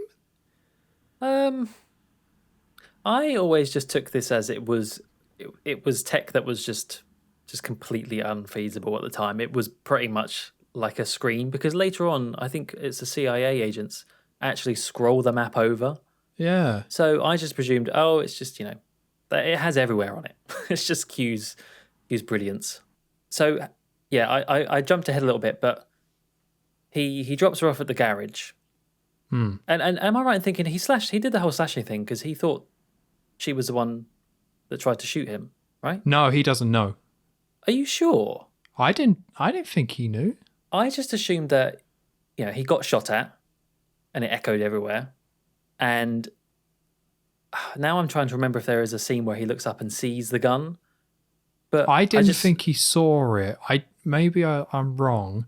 But it's also odd with this scene because, okay, I took it that he had no idea or anything like that because Oddjob then smiles. Like, you hear the gunshot, Bond jumps down and hides, and then the person gets away. Then Oddjob turns around and is like, shows him right, and then they drive off. So I kind of took the implication that there was another assassin, or it was set up to be like Goldfinger actually knows he's being followed and is having someone try to shoot at him. And I would guess that Bond wouldn't assume that woman was the person. But I guess it would make more sense that he would know because he did drive her off the road.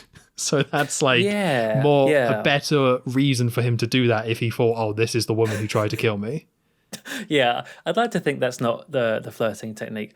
I read that as, it's like a bit of a red herring, basically, with the whole Oddjob thing. Because you're right, he does look over and sort of smile at the gunshot echoing around. But I just assumed Bond was putting two and two together of that having just happened and seeing that car race by him. So there was a justification in ramming her off the road and potentially killing her. I think you're right. That's not how I took it, but I think you're right. But then it does go to, like, the result of that is, he takes her to a garage. And I guess he does... What does he learn from that? I don't really know. I know he looks at the box and sees the initials. And because there's also that line about... because he kind of knows that there's a gun in there, but she says it's ice skates or something like that. And he's like, oh, I Yeah. didn't think there was snow there at this time of year. So yeah, I think the implication is definitely there. But then he just sort of leaves her at the side of the garage and gets on with the factory, right? Yes. So after Yeah. he drops them off, he then drives, catches up to where it says Goldfinger is, parks up somewhere, and then goes and sits in the trees.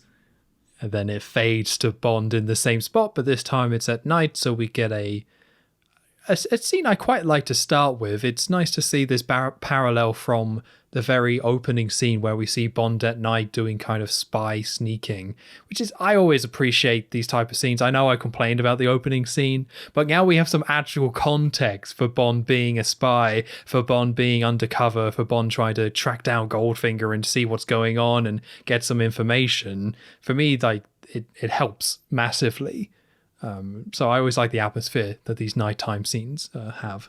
Well, it's actually one thing that stood out to me with this scene. So yeah, he's infiltrating Goldfinger's place at night, and obviously it's dark, but there's lights and shadows everywhere, and you see the shadows of the workers that are coming around corners and things. It's very, very, very basic stuff, but it works. I found myself like, oh, it's actually quite tense. Like, oh, running away from something and just making it up at the ladder in time. Really, really basic things. But that I found much more entertaining than like any of the car and the driving and the gadget stuff. Like you say, is Bond just doing what a spy does and spying, looking through the grates of the building and overhearing conversations. But sometimes simple is best. Yeah, I mean, the music does a lot of heavy lifting here as well. As we've said, the music's fantastic, and you get some very tense music here, which works really well. But we haven't seen this before, I don't think. Like, yes, there was the Dr. No stuff where he kind of broke in, but he got captured straight away, basically. But this is kind of, I think, the first time we've seen this very real Bond undercover at night breaking into what is clearly a big operation with a load of people with guns and things like that. And that's cool to see. It feels like a very natural setting for Bond. So at least initially at the beginning of the scene or the first half of it, I definitely like it. Yeah, and it does actually have a payoff as well in that he overhears the conversation about Operation Grand Slam. Great name.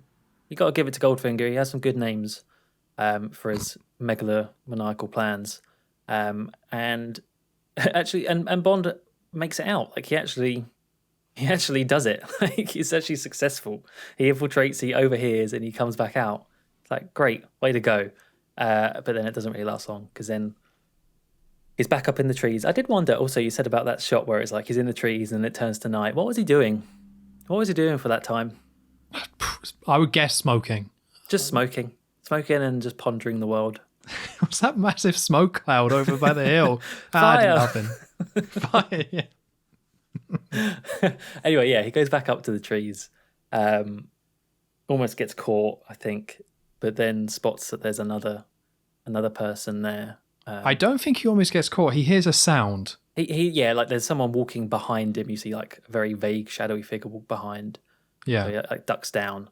But then we get the revelation that the person there is the woman from the car in the chase scene, if you want to call it that, who is Tilly Masterson, Jill Masterson's sister, who is there for revenge against Goldfinger.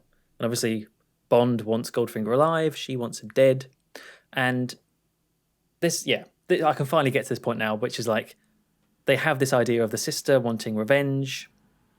Bond is kind of really in now on this family, right? There's two sisters, and there is potential there now to have some sort of emotional resonance with the fact that he was pretty much the cause of the sister dying, and it just doesn't go anywhere. And I think, I mean, she's not really not a very interesting character, this Tilly Masterson. She's very one note. She just wants revenge. But there could have been more there. She doesn't last much longer, unfortunately, which is part of the reason why. So, yeah, I don't know. I just think wasted opportunity. Yeah, I mean, we've seen this with every single film, right? Where they kind of have all the ingredients and the proper setups for a good Bond girl, where she's still the pretty woman for Bond to seduce or whatever, but also is kind of an interesting character and has a backstory and has motivations and things like that, and doesn't need to go through a lot of character development. You know, it can be very basic. We're not looking for that. You know, if we wanted to watch a character drama, that's what we'd be watching. But we do kind of expect that Bond would be a little bit more simplified. I wouldn't focus so much on that stuff. But all the ingredients are there. They just never put them together. And I think the real reason for it in this film is because Pussy Galore then shows up later, and she's meant to be the main Bond girl. So this character who could have been the main Bond girl and could have had a storyline that kind of connects to everything in the film just kind of gets pushed aside. Although I will say in this scene, so she has a gun, and then I think Bond grabs her, gives her the old classic Bond shake, and it's like, what are you doing? Why do you want to kill me? And then she says, I wasn't trying to kill you. I was trying to kill Goldfinger. I just missed massively. But her acting is so bad. Like, this might be the worst bit of acting we've seen so far in the franchise. Wait, worse than the Dr. No photographer?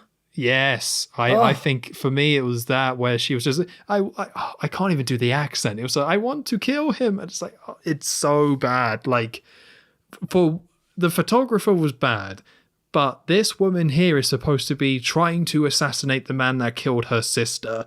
So from that context, it's just awful. Like, it just doesn't convey any of those emotions it should convey, and it seems so insanely amateur. At least the woman in Dr. No is just like a whatever character who's just like taking pictures and is just meant to be like trying to make some money. This is like a proper character that they've written, and she's so bad. Like, oh no. No. It's okay. She's gone now, Tom. Well, yeah. Oddjob. Well, yeah, in a few minutes. In a few minutes, anyway. Because they go into the Aston Martin and another chase scene. Lots of chase scenes early on in this film. I'd say the first half of this film, very car heavy, which if you like cars is great. But I can't remember. This isn't. No, I'm getting mixed up. This isn't the bit with the ejector seat just yet. That's afterwards. Yeah, that's the crazy thing here. So basically she shoots the gun and they're like, oh, you're over there, and then they all go and chase. But we have like 2, maybe even 3 chase scenes. I'm not too sure. It's like very stop and start. So initially it's Bond and Jill's sister, 'cause I can't remember her name, driving away from an insane amount of people in cars. And I think they're going for some comedy here because the cars are so insanely packed full of people. I don't know if you noticed that. Yeah, and they're all like hanging out, pointing and waving, and like it is a bit farcical. Yeah. Yeah, I think it's meant to be comedic. Like, I think it's supposed to be like, look at all these kind of people just crazily filling these cars and just act so crazily going after Bond. I think it's meant to be better. And we get some more rear projection, which I actually thought wasn't too bad. I don't think it was as good as that Dr. No one, but I think they knew we should stop shooting these scenes by having the camera right in front, directly pointed at the actors.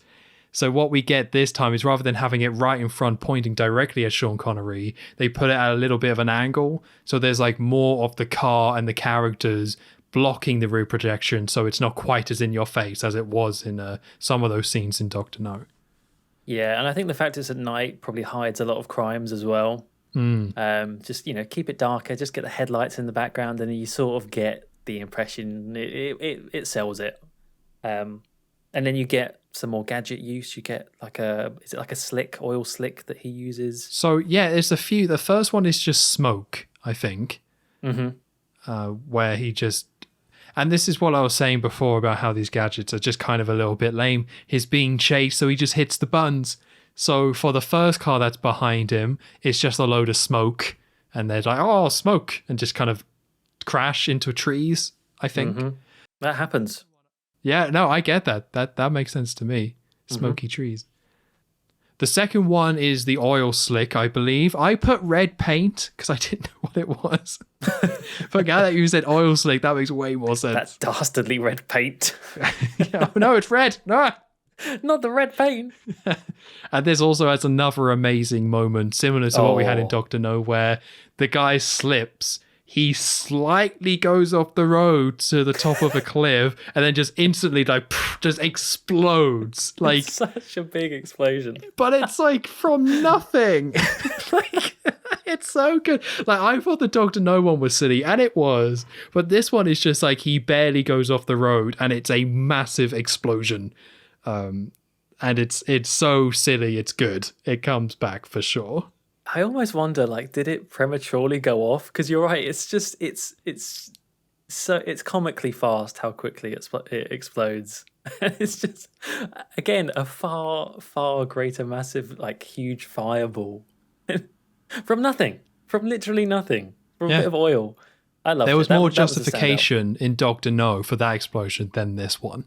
Yeah, I mean, at least that rolled down the hill a little bit. You could argue it hit something and chipped like a spark, but no, this one it just slightly veered off, instant. Yeah, just oops, oh, dead. Terrible dead. design for a car. Yeah. So then to wrap up this chase scene, or this one, Bond stops, and I don't quite know what his plan is here. Does he stop because it's a dead end? I think so. It must be, right? Yeah.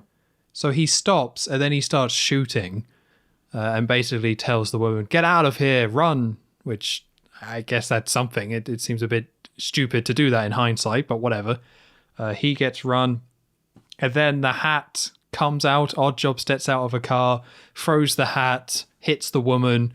Initially, she just kind of falls down, and I put, "Is this hat set to stun?" I'm pretty confused. And then they all come over and it's like, "Oh no, that she's dead. That hat killed her." As I say, yeah, very inconsistent hat. Maybe it's just Oddjob is so talented with it. He knows, how to throw it to kill, how to throw it to decapitate. He's really is a master of the hat. So yeah, it's like him. a cross the body throw for a stun, I think, but you kind of got to put your hips into it more and come outwards, I think, is the kill shot. Oh, you've been studying. Oh, yeah. Yeah, so she, unfortunately, Tilly doesn't really last very long. And you sort of get a few seconds of Bond looking sad, but no time for that, because back to the factory. And I want to say, you're right, this was like, what was the plan here? Because they are behind a bulletproof vehicle and then run into the open. I think he does say something, run to somewhere, but I didn't catch what he said. At any rate, I don't think it would have made much sense anyway. Just an excuse to get rid of that character now. Kind of outstayed her welcome, I imagine. But kind of a bit, again, a bit crap, a little bit lame. And then it's followed by, as you say, a very, very similar scene. It's almost just like a little interlude, basically, between one long car chase, because you get another car chase straight after this. Yeah, so they do something very bizarre where they've captured Bond.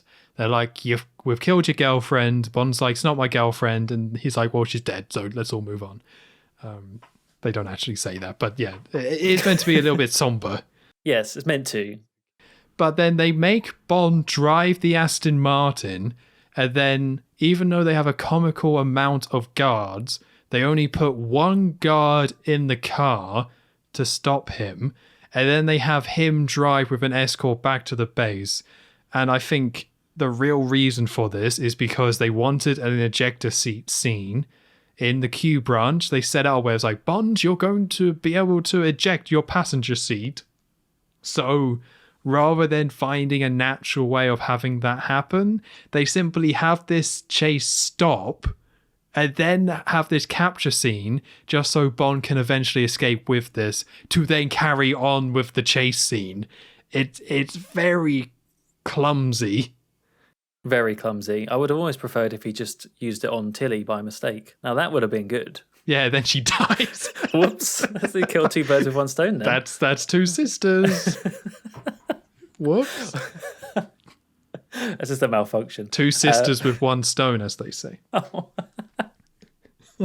Oh dear. Yeah, and it would be okay. Well, it wouldn't be okay, but it would be a little bit more digestible, palatable, I think is what I was trying to think of there, if the actual ejector seat was cool and looked cool. But it really doesn't. It looks crap. It barely goes over the car. and it's from so far away because it's obviously like a dummy. It's just bad. It's just all bad. I really don't like it. But does the old woman at the checkpoint, does that save it for you? Tom, it's like you are literally here reading my notes. My notes went as follows. Ejector seat kind of lame. Old lady with guns makes up for it. That's actually Two thumbs up. That bit saved it right at the end because I did think why are they focusing on this old lady for? What's all this about? Ah, there it is. Okay. Yeah, so when they get back to the base, the gate is being manned by this old woman who's like making dinner or something like that, and she's just made out to be this sweet old woman, and she raises the gate and lets everyone through. But as soon as Bond tries to escape, the old woman instantly switches, get a machine gun out, and shoots at the car. It's like it knows it's being silly, right? It's one of them. Like it knows it's stupid. It knows it's trying to have a joke. It's really surprising to see this kind of joke in this film or in a Bond film so early, because to me it seems like a very, I don't know, overdone joke, I suppose, and maybe it comes from this. But I swear I've seen the exact same gag in many other like comedy films. And I mean, it made like me that. think of Hot Fuzz, for example, at the end of Hot Fuzz, all the old people getting out their guns. Exactly the same sort of gag. But I don't know. It still tickles me, so it's fine. I'll let it off. And then Bond, as he's trying to escape, he can't go through that gate, I think, because of the old woman, something like that. So he ends up going inside the warehouse. And I actually did really like the contrast of seeing the Aston Martin drive around in this more claustrophobic space and the way it sounded and things like that. They did try to kind of mix it up and have this be a little bit different. It's still clumsy in having these two scenes, but it was definitely cool seeing that. It actually reminded me a little bit of, I think it was Tomorrow Never Dies that has the scene when they're driving up the car park, something like that. Oh, yeah. And it reminded me a bit of that, and it did look cool, like having this car driving through a factory where it's all dark as well and things like that. Now, I don't understand what happens here, where he's driving down a long straight and then sees some lights, and then he crashes his car because of the lights. I am so glad that you're saying this because I think I've said this before, but I had the exact same thought. I actually had to go back and rewatch this a number of times to try and grasp what was going on. So you're right. Bond is driving down this particular part of the factory. You can see him sort of like glaring, trying to look through his windscreen, which is covered in bullet holes and everything. And there's these lights ahead of him, which he's worried about crashing into. And I guess, yeah, the idea is he thinks it's another car that's not moving out of the way. So at the by the time it gets so close, he just, for some reason, veers straight into the wall because he's dazed and confused. I don't know why, blinded. And that then leaves enough time for Oddjob to come up and obviously get him. But then they have this shot of Oddjob next to the Bond's crashed Aston Martin, looking over, looking at a mirror. So then I was thinking, well, so what? Is the idea that it was meant to be a carefully angled mirror at the end of this little road bit, which reflects onwards, and it was Bond's own reflection he was driving towards, and that's what threw him off? Which, in itself, I think, okay, it's different, I suppose. But then it's, why is there this mirror here? Like, I shouldn't need to go back and watch something twice. Maybe I'm just dumb. Well, no, because you said the same thing. Like, what was the point of having that be the setup for it? I don't know. No, I don't know, because the thing that confused me is that it's another one of bloody Oddjob mugging to the camera, be like, we all according to plan. He can't speak, sadly, but that's what he's thinking. Where it's like, well, no, you didn't plan that. Clearly, like, you did not expect James Bond to break into your factory at all. Like, you didn't know that was going to happen. You don't expect anyone to come here. That's why you're in the middle of the mountains in Switzerland. Like, and even if they did break out, you didn't expect them to have, like, their car and to enter the factory in their car. It's like, it's framed in a way where you're meant to be like, Goldfinger and Oddjob set this all up and they got him. It was a trap and they got him. But it makes no sense whatsoever. Like, the idea of having mirrors and, tricking him there, not great, but whatever, I'll allow it. But the idea that they actually set this up is like, no, absolutely not. Absolutely not. And the fact that it causes Bond to actually crash into a car and knock himself out, it just seems like so it's just not satisfying at all. And I just came away confused more than anything. Exactly the same. Exactly the same. They did the whole mirrors and reflection stuff way better in The Man with the Golden Gun when you're not in a car. So I guess that was just their way of progressing the plot, getting Bond caught, but done rather sloppily. Yeah, I would agree. Yeah, you know all the elements they were trying to do here, and they had the mission statement of we need to get all these gadgets in this chase scene, and we also need to have the woman die, and we also need Bond to be captured in the end as well. And this was their solution for it, and it just makes for a very kind of sloppy, like cool moments here and there, but like, yeah, it's kind of nice. When this is wrapped up, it's like, okay, yeah, let's actually just move on. Cool moments being just the old lady, right? Yeah, that's what I meant. Yeah. They started with her, then they had to write everything else around it. We need the old lady with a gun. How? Yeah. But how? The old lady with the gun, I think, is the Bond 26, isn't it? I think that's the next one they're doing. I can't wait. I think Lulu's coming back to do the song, I think. Hey, I won't mind that. She's still got it. No, if she ever had it, that's the debate. Oh, okay. So now, after Bond has been captured, we cut to him on the table. Well, I don't think we see it's a table initially. I think we just see its face, which is something this film does really well, kind of starting on people's faces and then building up the scene as we go. So we start on his face in the dark, lights very quickly comes on, and then we see Goldfinger show up. And it turns out that Bond is tied to the table, and there's this giant laser pointer pointed at him, and Goldfinger is like, this can project a light on the moon. They turn on the laser, and it slowly creeps towards Bond, and I feel silly explaining this scene, like, right? Like, I'm trying to explain it, but everyone knows this scene, right? Yeah. So the laser is slowly coming towards Bond. Goldfinger is talking, and then eventually he just leaves, which we get the famous line, "Do you expect me to talk? No, Mr. Bond, I expect you to die." Great delivery. Love that line. Even though I think he is dubbed again, another character that's been dubbed. But I didn't think he was dubbed because his accent is very strange, where I think he's supposed to be English in the film, but I believe the actor that played him is like German or something.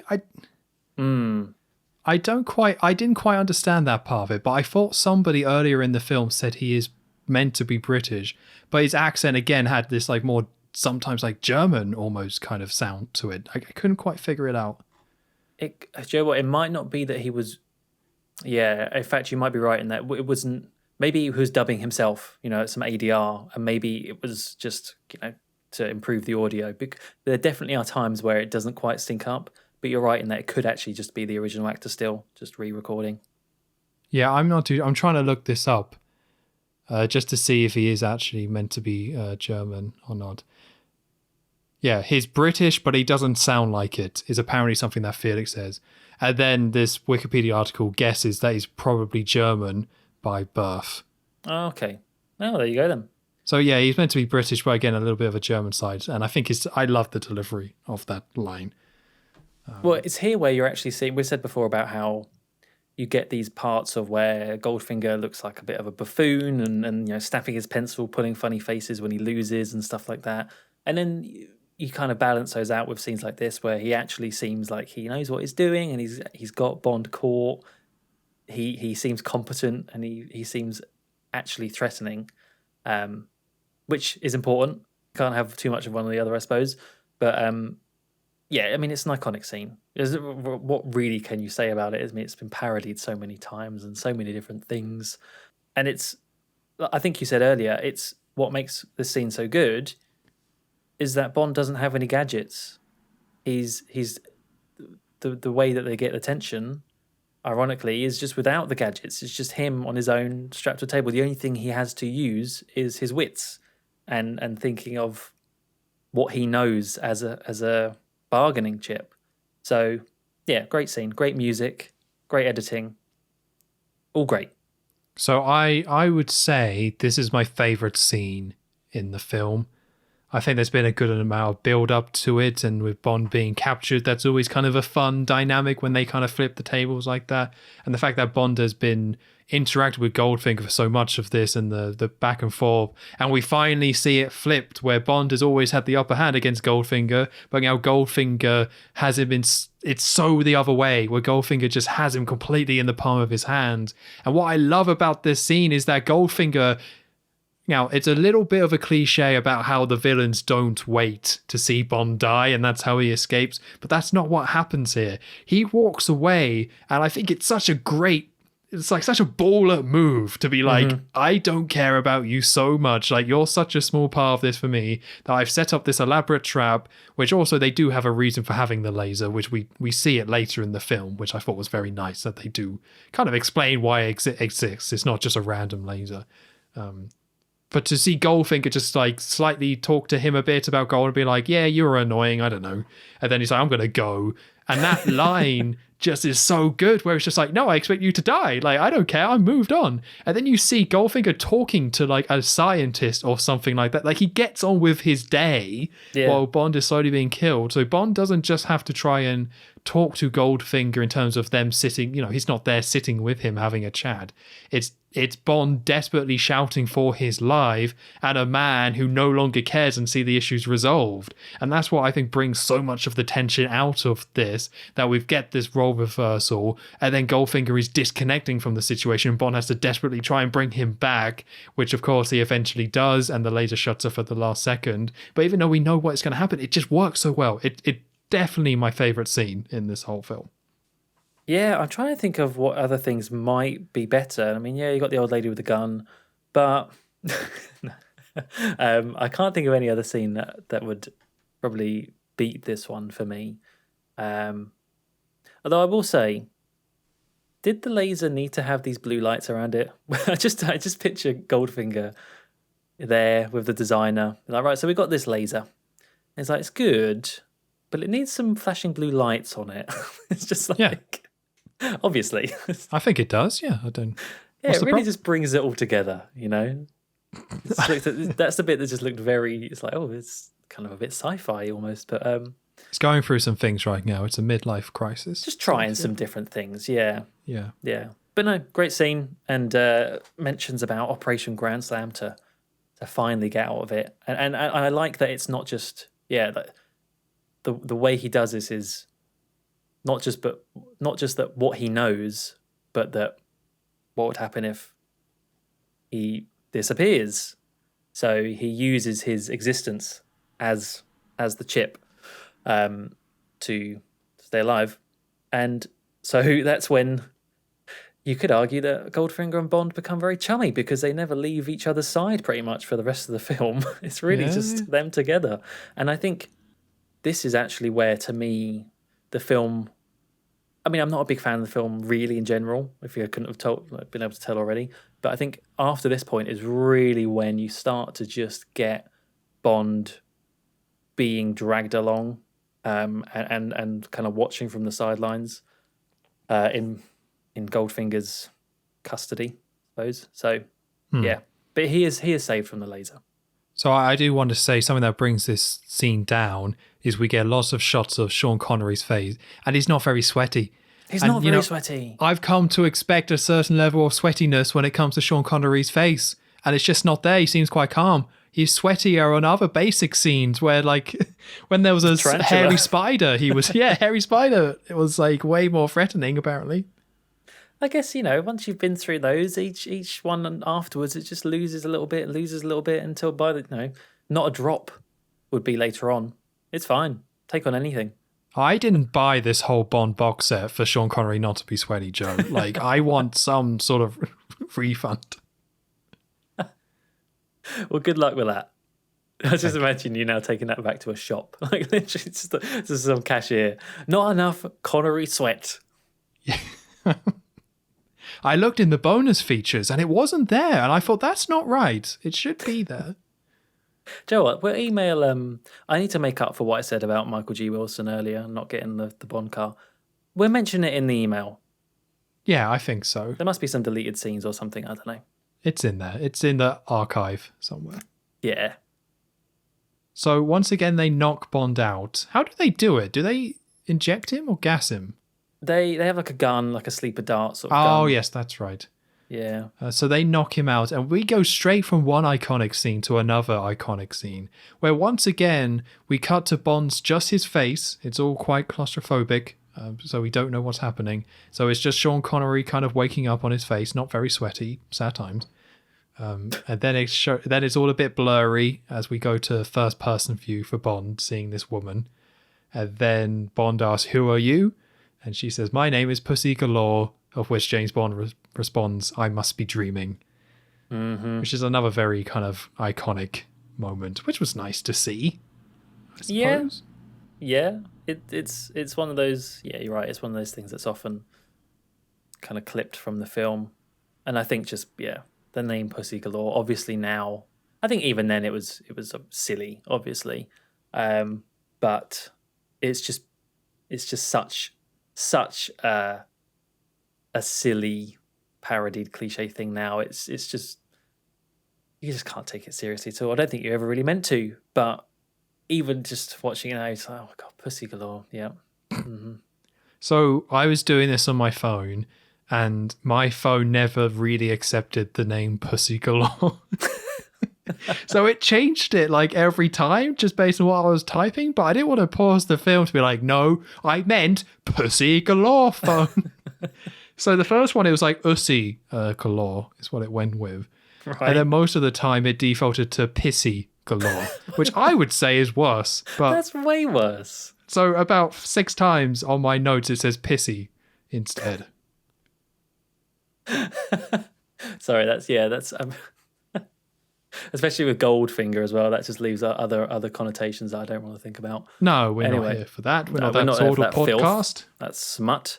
Anyway, Bond wakes up on a jet piloted by Pussy Galore, who's obviously played famously by Honor Blackman. I think I had to look up whether she was still alive. I think it was a couple of years ago she died. I think it was very early on in COVID. Okay. That sort of passed me by. But no, I remember hearing the news, to be fair. Do you? Oh, okay. Yeah, I completely missed that. And Pussy Galore, we see a lot more of her later on in the film as well, but you do immediately get that impression of the type of character that she is. She is not in the same vein as some of the previous Bond girls. Not that there's been that many really to compare to yet, but there is a very clear effort to make her seem very independent. She's not going to fall for Bond's charm. She's not there for that element of it, the pleasure element. She works for Goldfinger. She's doing what he says. And what I thought was quite interesting, I don't know actually how much of this was meant, really. But as I was reading about the film after watching it, just to sort of get some notes on it and things like that, I haven't read the Goldfinger book yet. I do plan to at some point, but in the book, Pussy Galore is actually a gay character, and I wondered whether that was an element of this on the film, was about just not falling, just doesn't find Bond attractive, and as I was watching it, I was like, oh, okay, yeah, that's quite interesting.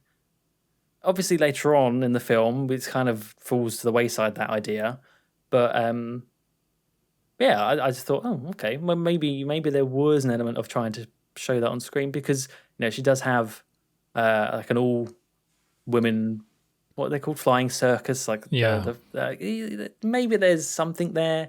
I don't know. Either way, she's definitely she's not one that's falling into Bond's arms. Yeah, I liked Pussy Galore's character right up into one scene, which is very seeming how you recently saw it. You probably know exactly the scene I'm talking about. Yeah.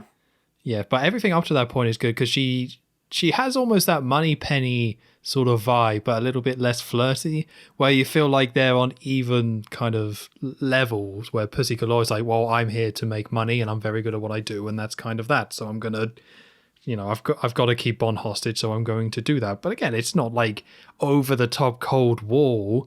It's just like Bond has these flirty attempts and she's just very good at shooting them down. It's kind of nice to see, especially throughout this whole film where Bond has just been like going up to women. Like there's the woman in the opening scene, and then Jill, And there's also the woman who was massaging him by the pool, I guess you could say. And it's all just been a little bit much. So I feel like this was kind of him acting like that was almost building up to him meeting Pussy Galore in terms of meeting his match. And again, another bringing him down to earth moment where Bond is being a bit too cocky. So he meets someone that kind of brings him down.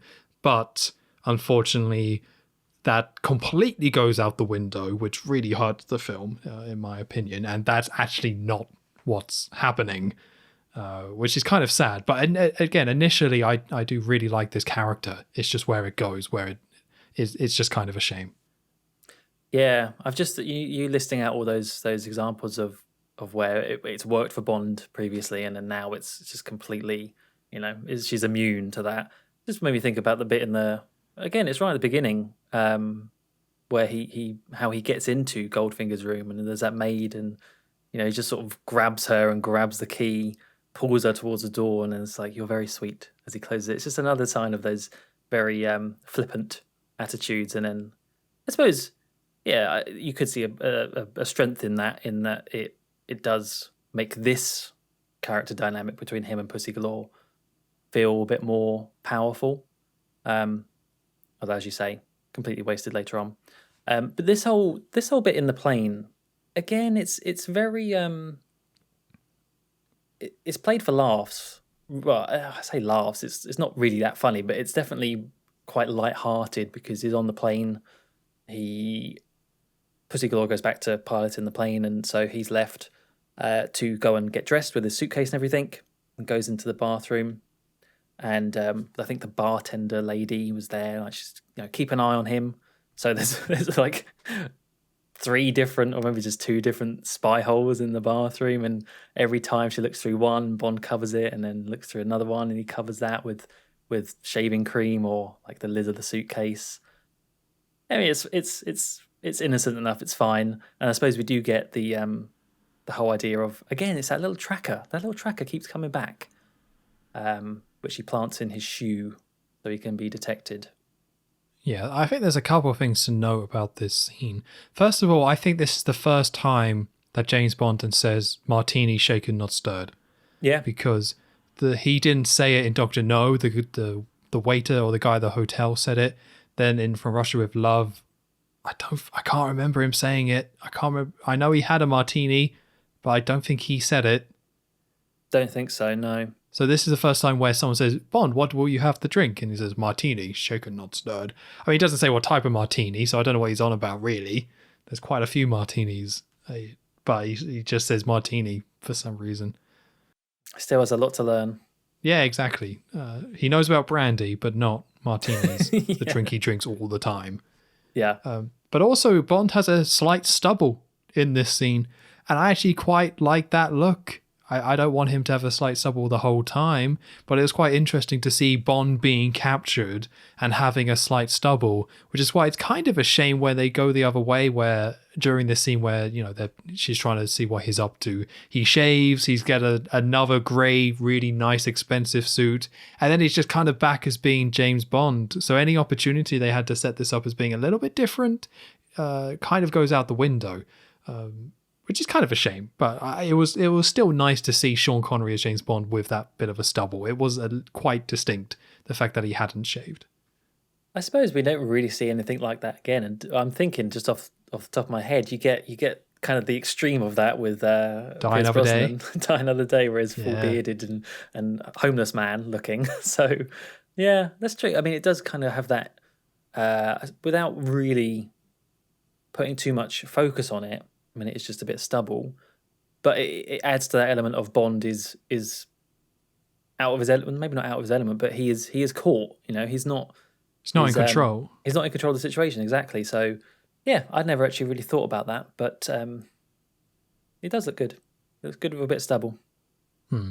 So then Pussy Galore threatens him with a revolver, a Weston. I can't remember the full name. Oh, I can't remember. Yeah. Yeah, Smith and Wesson, something like that.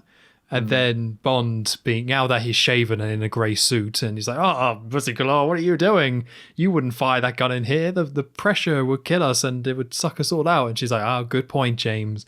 And then they all just kind of leave. And it's a little bit awkward, but it's to set up something that happens later in the film. Yes, kind of a bit ham-fisted in there, but I suppose they had to get it in there. Sorry, it just made me think of the scene at the end now. But yeah, I love that scene, but that's later on. So then we cut to M, and we have this part of the film I just don't think is very good. I'm just going to be straight off the bat. We get so many scenes of basically the Americans and M tracking Bond, and it just goes on for ages, and it's just, there is a point to it. I'm not going to say it's pointless, but it does feel a little bit pointless sometimes. Like it just goes on for ages. So this is a very initially, it's meant to be a comedy scene, to be honest, where Felix is saying, oh, Bond's in this place in Baltimore or something like that. And M's like, well, he's evidently on top of things. He'll keep on top of it. And that's that. And then we kind of cut away. But this is mostly to set up a storyline of Felix is actually following Bond and is behind the scenes tracking Bond because Bond has that tracker in his shoe. Which, again, it just doesn't seem to go anywhere, but it does spend a lot of time on it. So I don't want to go too negative without us actually getting to that scene. But straight away, I don't really like this plot line, kind of at all. I don't really like the whole film from this point out particularly. I especially don't like the whole bit of this stud farm, the Kentucky stud farm. But for different reasons, lots of different reasons, which we'll get into. But one of them is, as you say, he's being watched and tracked by the two CIA agents, one of them being Felix, and they look like clowns. Like, it's just so stupid. You're right. Sometimes it's played for gags, as sort of like, oh, what's Bond up to? Probably with a woman and a drink or something. And he's in his jail cell. Oh, that's great. But no, it's just annoying. I think it's really, for me, the film really starts to show its weaknesses from this point onwards. Yeah, so before we get into that a little bit more, so we do get some shots of Pussy Galore's Flying Circus, which is a bunch of young women, all blonde, all pilots flying these planes. And it's quite funny because we get another version of the Goldfinger theme, because they do multiple different versions of the theme, which is nice. But this time we get more of a horn version. But every time like one of the young blonde pilots are on screen, you get like a sexy horn kick in. Mm-hmm. Where it's like the bad, I can't really do it, I suppose, but you get the normal track, and then a woman gets out of a plane, and it just quickly brings in this other horn really quick, just to kind of be like, oh, hey, fellas, you know what I'm saying. Yeah. And it turns out Pussy Galore has this group who's working for Goldfinger, which, okay. I don't have much to say. I mean, here's my question. They're all blonde. So blonde, gold, did he specifically, does it go down to that level? I mean, he clearly likes gold. So would he only hire blonde women? Was Jill blonde? Jill was blonde, yeah. Okay. Is Oddjob blonde? Actually, under that hat, beautiful locks of hair. Ah, lovely. Yeah, that makes sense. Yeah. I don't know. Yeah, it's just, I think, is it one of those things, is it meant, that whole scene, obviously, with, the sound effects, it's meant to be funny and sexy and a bit of a joke. I think those sound effects do stand out a little bit too much, though. Yeah, I think it's supposed to be something like that, but it's just kind of like, oh, it's just a bit weird, and then it's trying to play it for laughs and sex appeal, and you're just like, this next scene, please. We've said that a few times during this podcast, but there are just a lot of times where you're like, yep, next scene, please. Let's just kind of get to something good. Yeah, fat chance of that. Oh. I'm sorry. No, it's fine. It's fine. So anyway, yeah. Yeah, we then fade to a farm. It is a farm, isn't it? Yeah, it's a stud farm. We get a lot of banjo music and see some like horse riding going on, which are just like, what is this? I was kind of saying before about how they don't really show off about the locations they go in, and maybe this is them attempting to show off what a Baltimore farm is like, but I don't think that's what they're going for. Yeah. I mean, they did mention something earlier on about him having a stud farm. So at least it isn't completely random.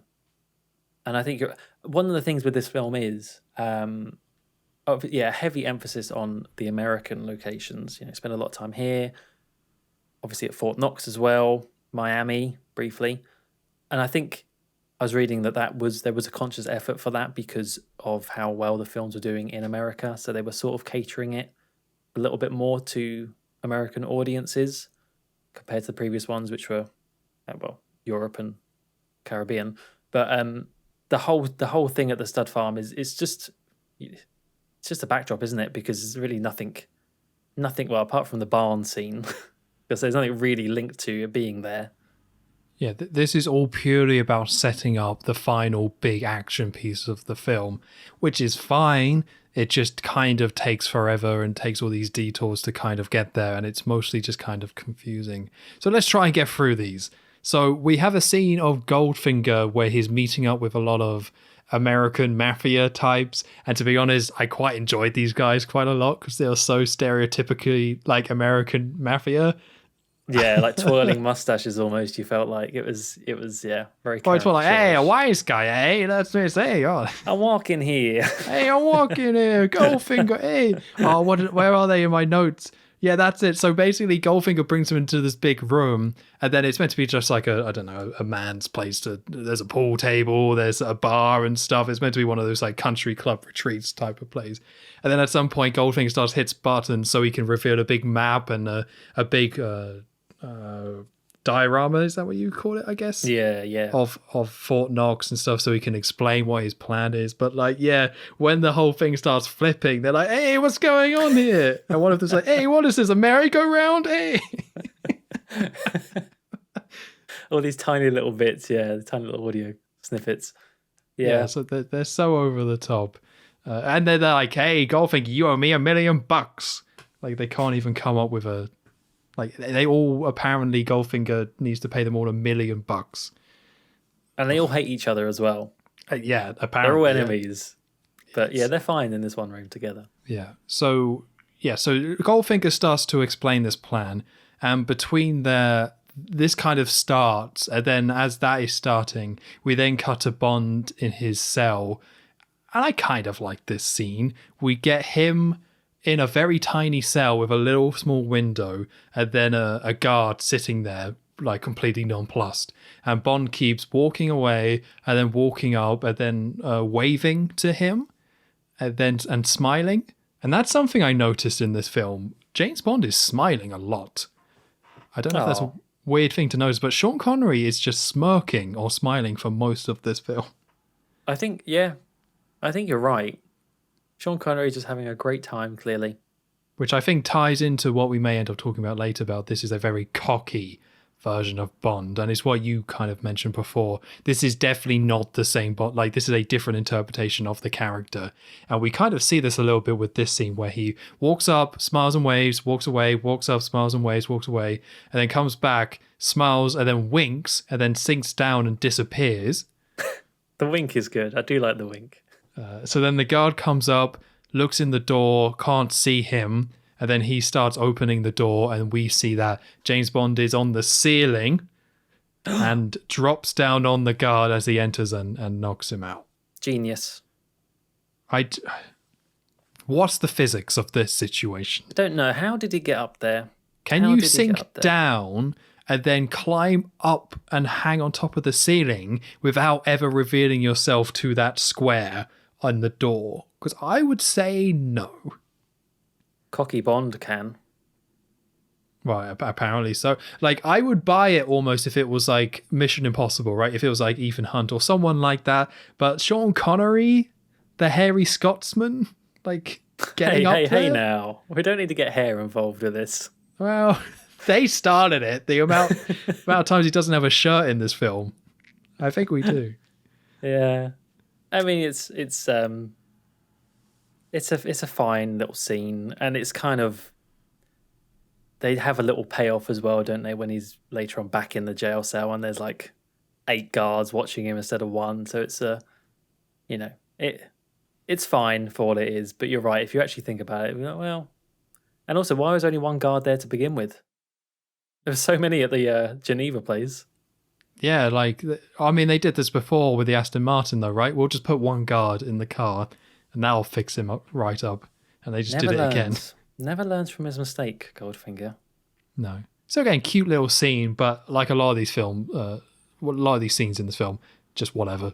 And then you kind of move back to Goldfinger, but this time Bond has escaped, and in the middle of the room there's the model of Fort Knox, and Bond pokes his head into the model of Fort Knox. Yeah. So he can hear what Goldfinger's plan is. Yes.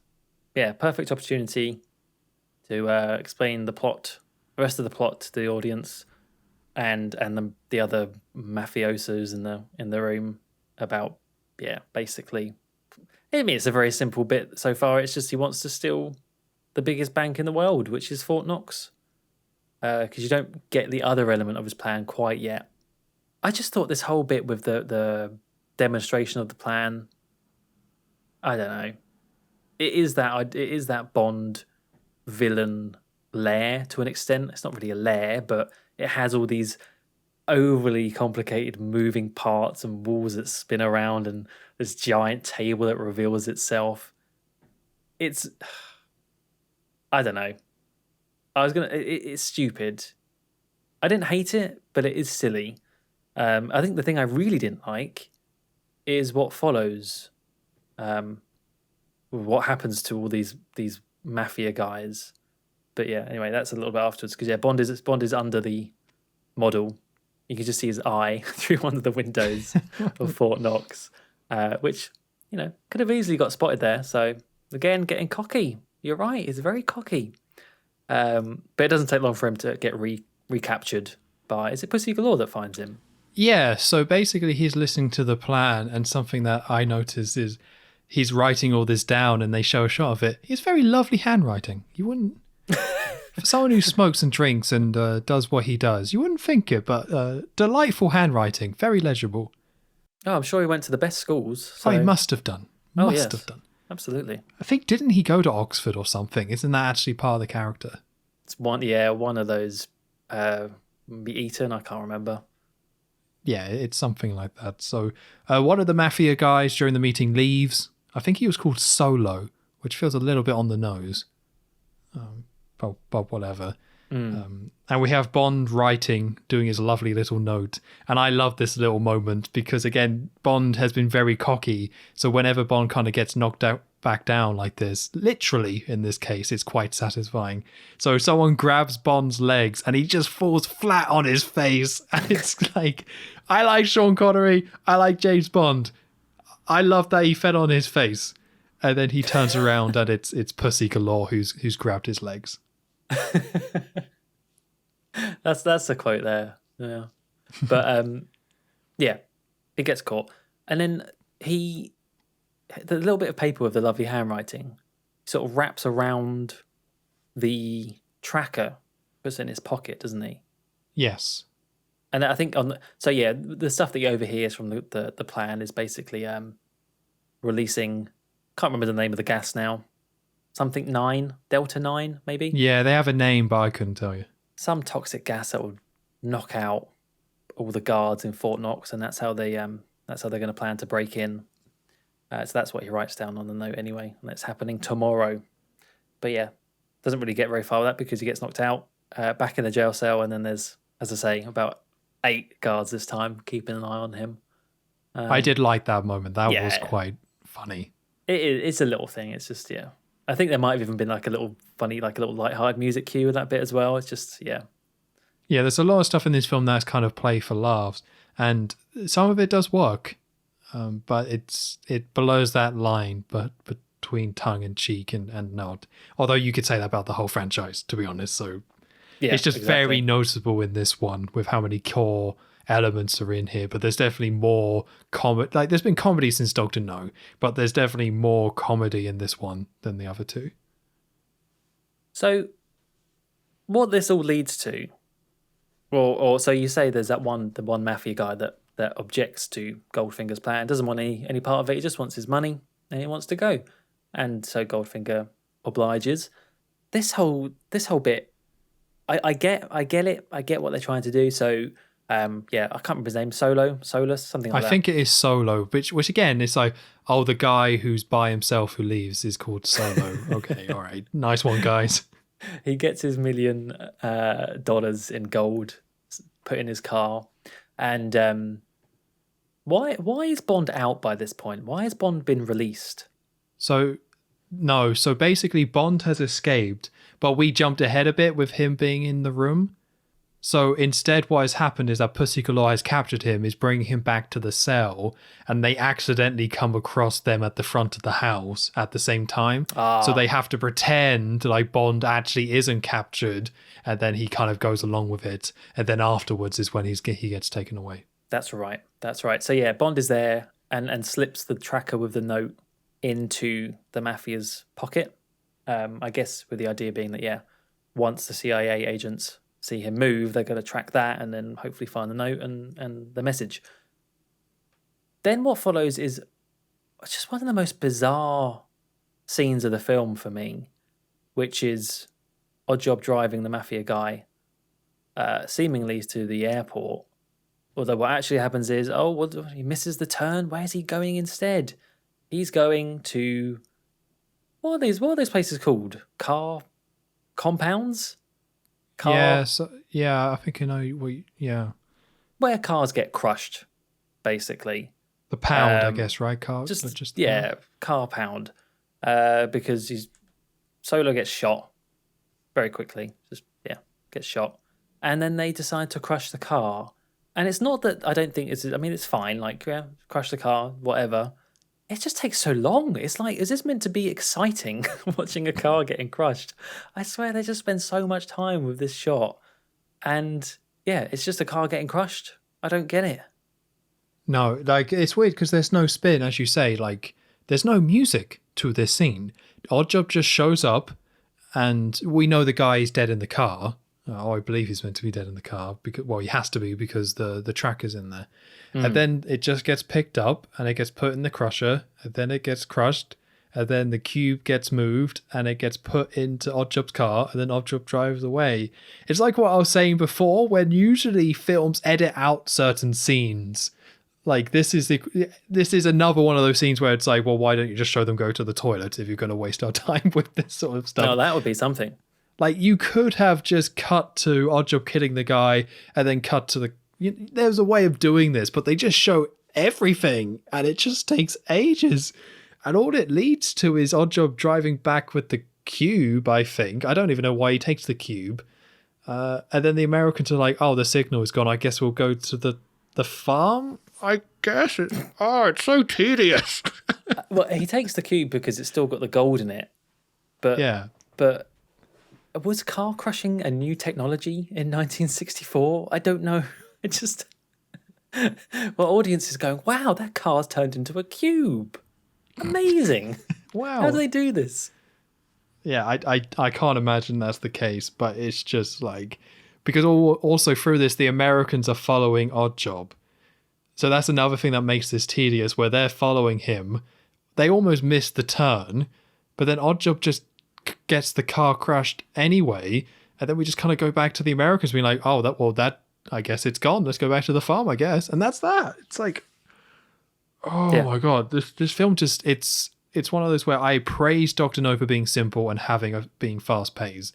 And this is the same type of simple plot, but just has these extra scenes that Dr. No just would have totally cut, because not every scene has a real function and a real purpose, and you kind of feel it sometimes. It didn't feel like a long film. It's just all these moments where you're just like, okay, we got it. Yep, he's crushing the car. Nice. Okay, still crushing the car.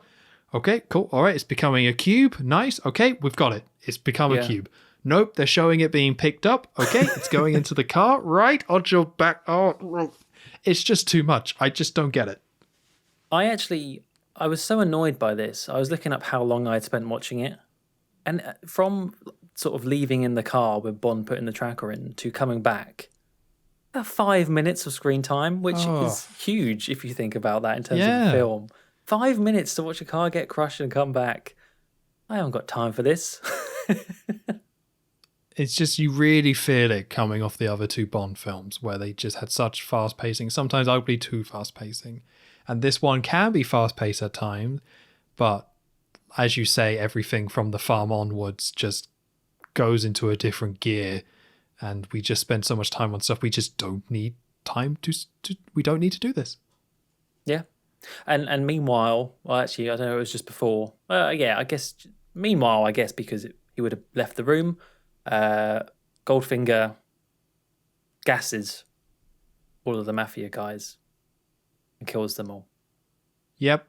I mean, I For some can't think of any explanation apart from maybe he was testing the gas and just needed to get these tested. That's sensible, and you can't really nitpick this in terms of like why did he give that big speech and then he killed them all? Well, it's because the audience needs to know. Like, you can't.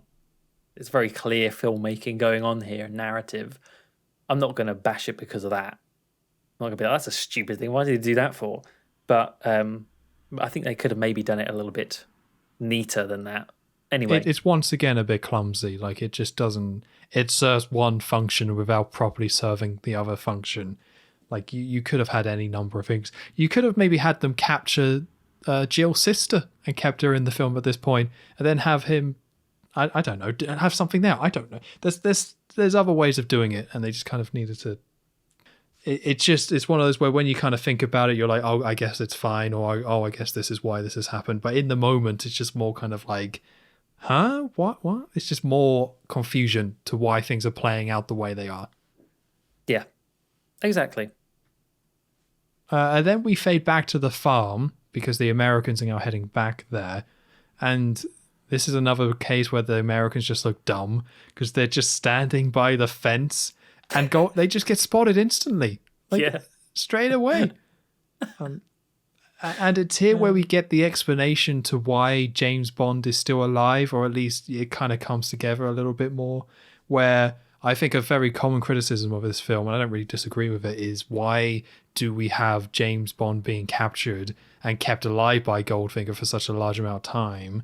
But I believe the idea is that Goldfinger is intentionally trying to fake it that James Bond has everything under control, so the Americans and MI6 leave him alone. And as long as he keeps James Bond under wraps and doesn't get any information out there, the Americans and everyone has no idea about the plan with Fort Knox. So as long as he keeps that under wraps, then it's worth keeping James Bond alive, because if he dies, then everyone will come after him and then they might find his plan and then his plan gets foiled. And because the plan is going ahead the next day, so soon, you might as well just kind of keep him alive. And that's all fair enough, but I didn't get that sense during the film.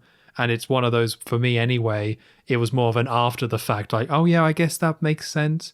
But when I was watching this, I was like, it's another confusing thing, and another thing that just kind of feels off. I think, yeah, I agree. I think it's a logical, when you think about it, it's a logical decision for Goldfinger to make. Can't argue with the logic of keep him alive, keep other people out of the picture. I mean, even M says, not that Goldfinger would have known, but we get that scene where M's saying to Felix, don't interfere, just leave Bond to it. Which sort of cements that idea of just make everything look like it's working and then they won't bug him, to Goldfinger. That does not change the fact that I think it's a poor filmmaking decision to have this idea of Bond basically doing nothing for the second half of the film. He does very little. He's there for a lot of it, but he doesn't actually do much. And again, it links into that idea of the director and the change of a Bond character, the cockiness. He's not perfect. He's sitting in a jail cell for some parts of the film. I just don't agree. I just don't like that personally as a plot point. But you can't argue with why Goldfinger keeps Bond alive. Yeah, the logic is there if you're willing to invest in it. And if you are, then fair enough. But personally, I kind of struggled. But it's an interesting one because we spoke about last time with From Russia with Love, where it's very similar, where there's a big chunk of the film where Bond does very little. You get a lot of setup at the start. And I feel like the fact that they flipped it, where at the start of the film, when everything is being set up, is when Bond is very passive and is more just kind of an observer.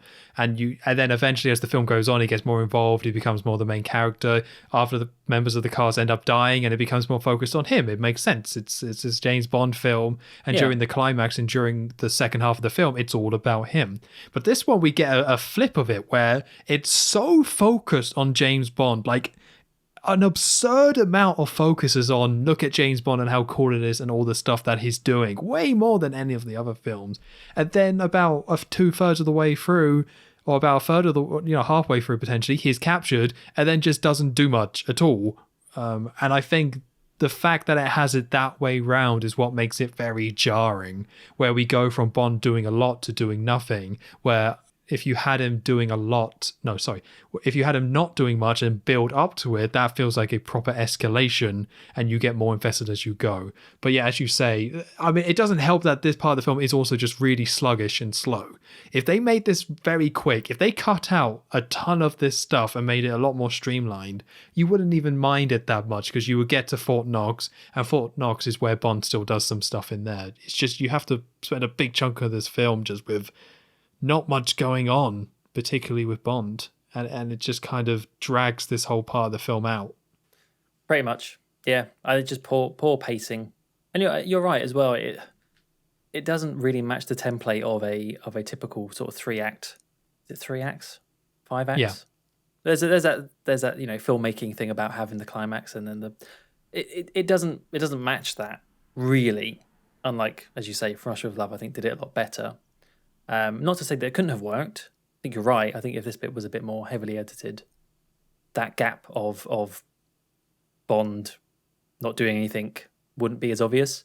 But anyway, what I do like the next bit though. Like I said I didn't really like much about this Kentucky scene. I did like the scene where Bond is kind of, so yeah, as you say, the CIA couple are spotted by Goldfinger, and he sort of has that idea of, okay, let's keep Bond looking comfortable so that they don't get involved, and basically tells Pussy Galore to start flirting with Bond, make him comfortable.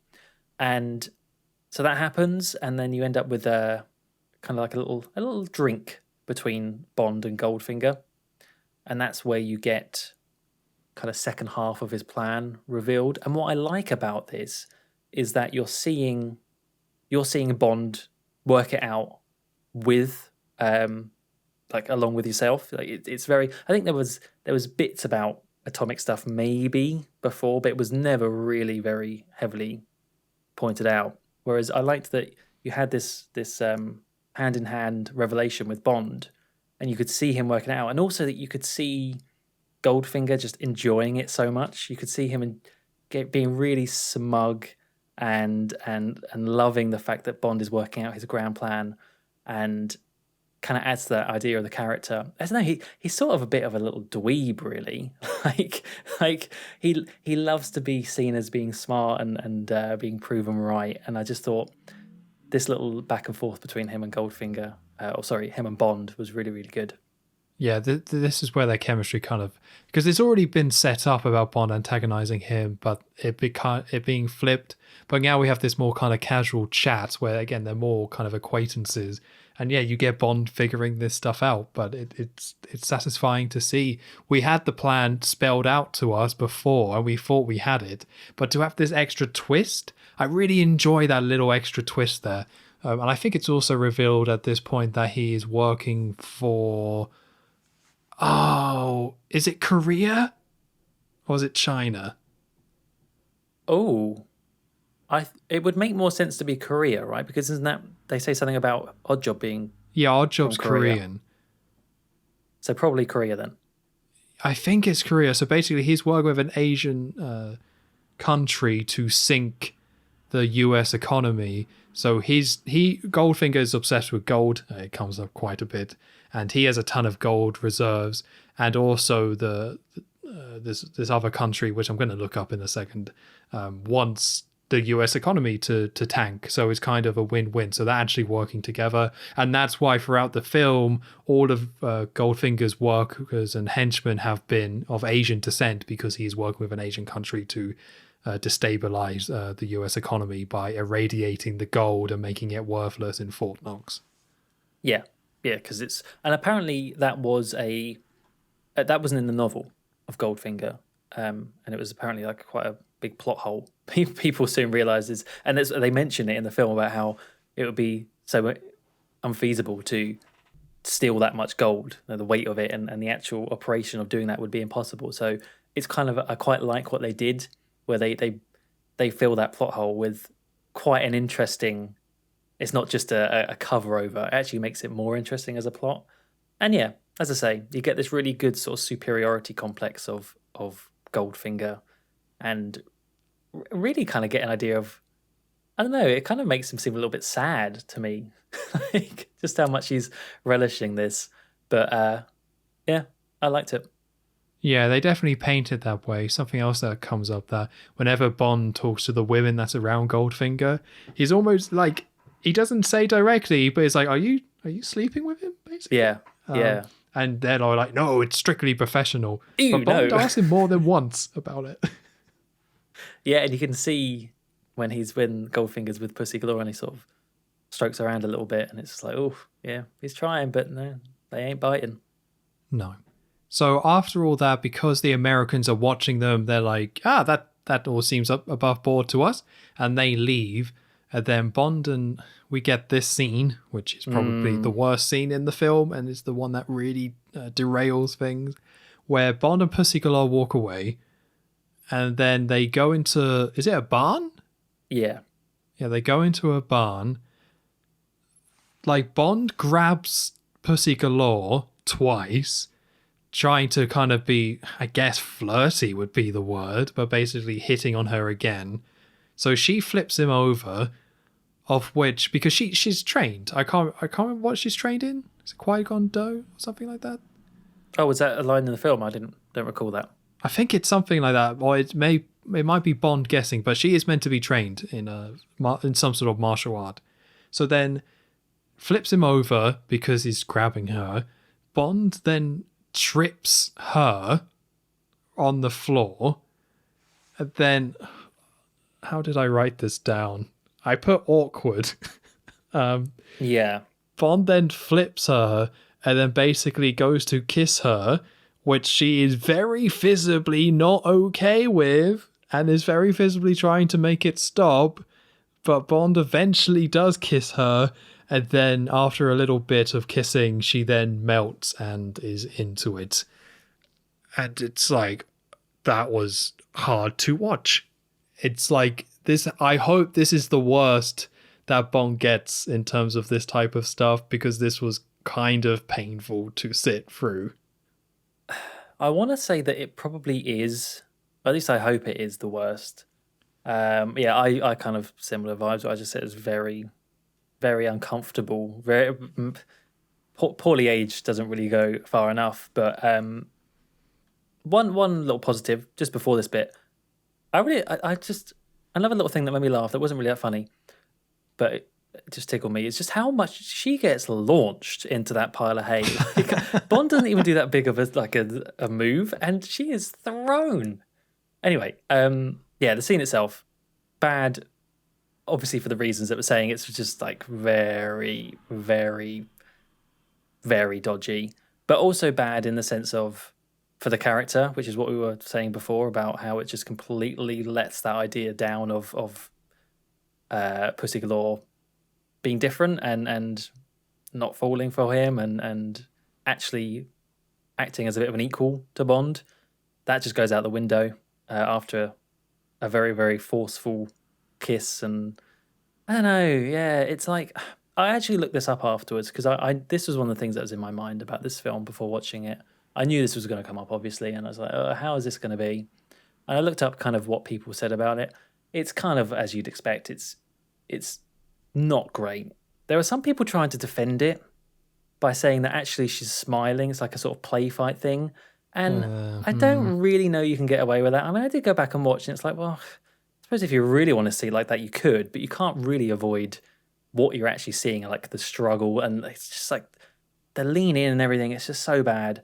So I'm glad that it kind of didn't last very long, but it just kind of goes to show how far we've come with the Bond character, really. I mean, it has been 60 years, so. Yeah, it's so bad because of just how integral. No, let's not use that word. It's so bad due to just how critical this scene and Bond and Pussy Galore getting together is to the plot. Where if they didn't get together, this film doesn't make sense, or it doesn't work out in the way that you kind of expect it to. So the fact that they did it this way was probably lazy filmmaking in terms of like, oh, they're both two physical people. They'll just get physical with each other, and eventually they'll turn to kissing, and there we go. That's a job well done, everybody.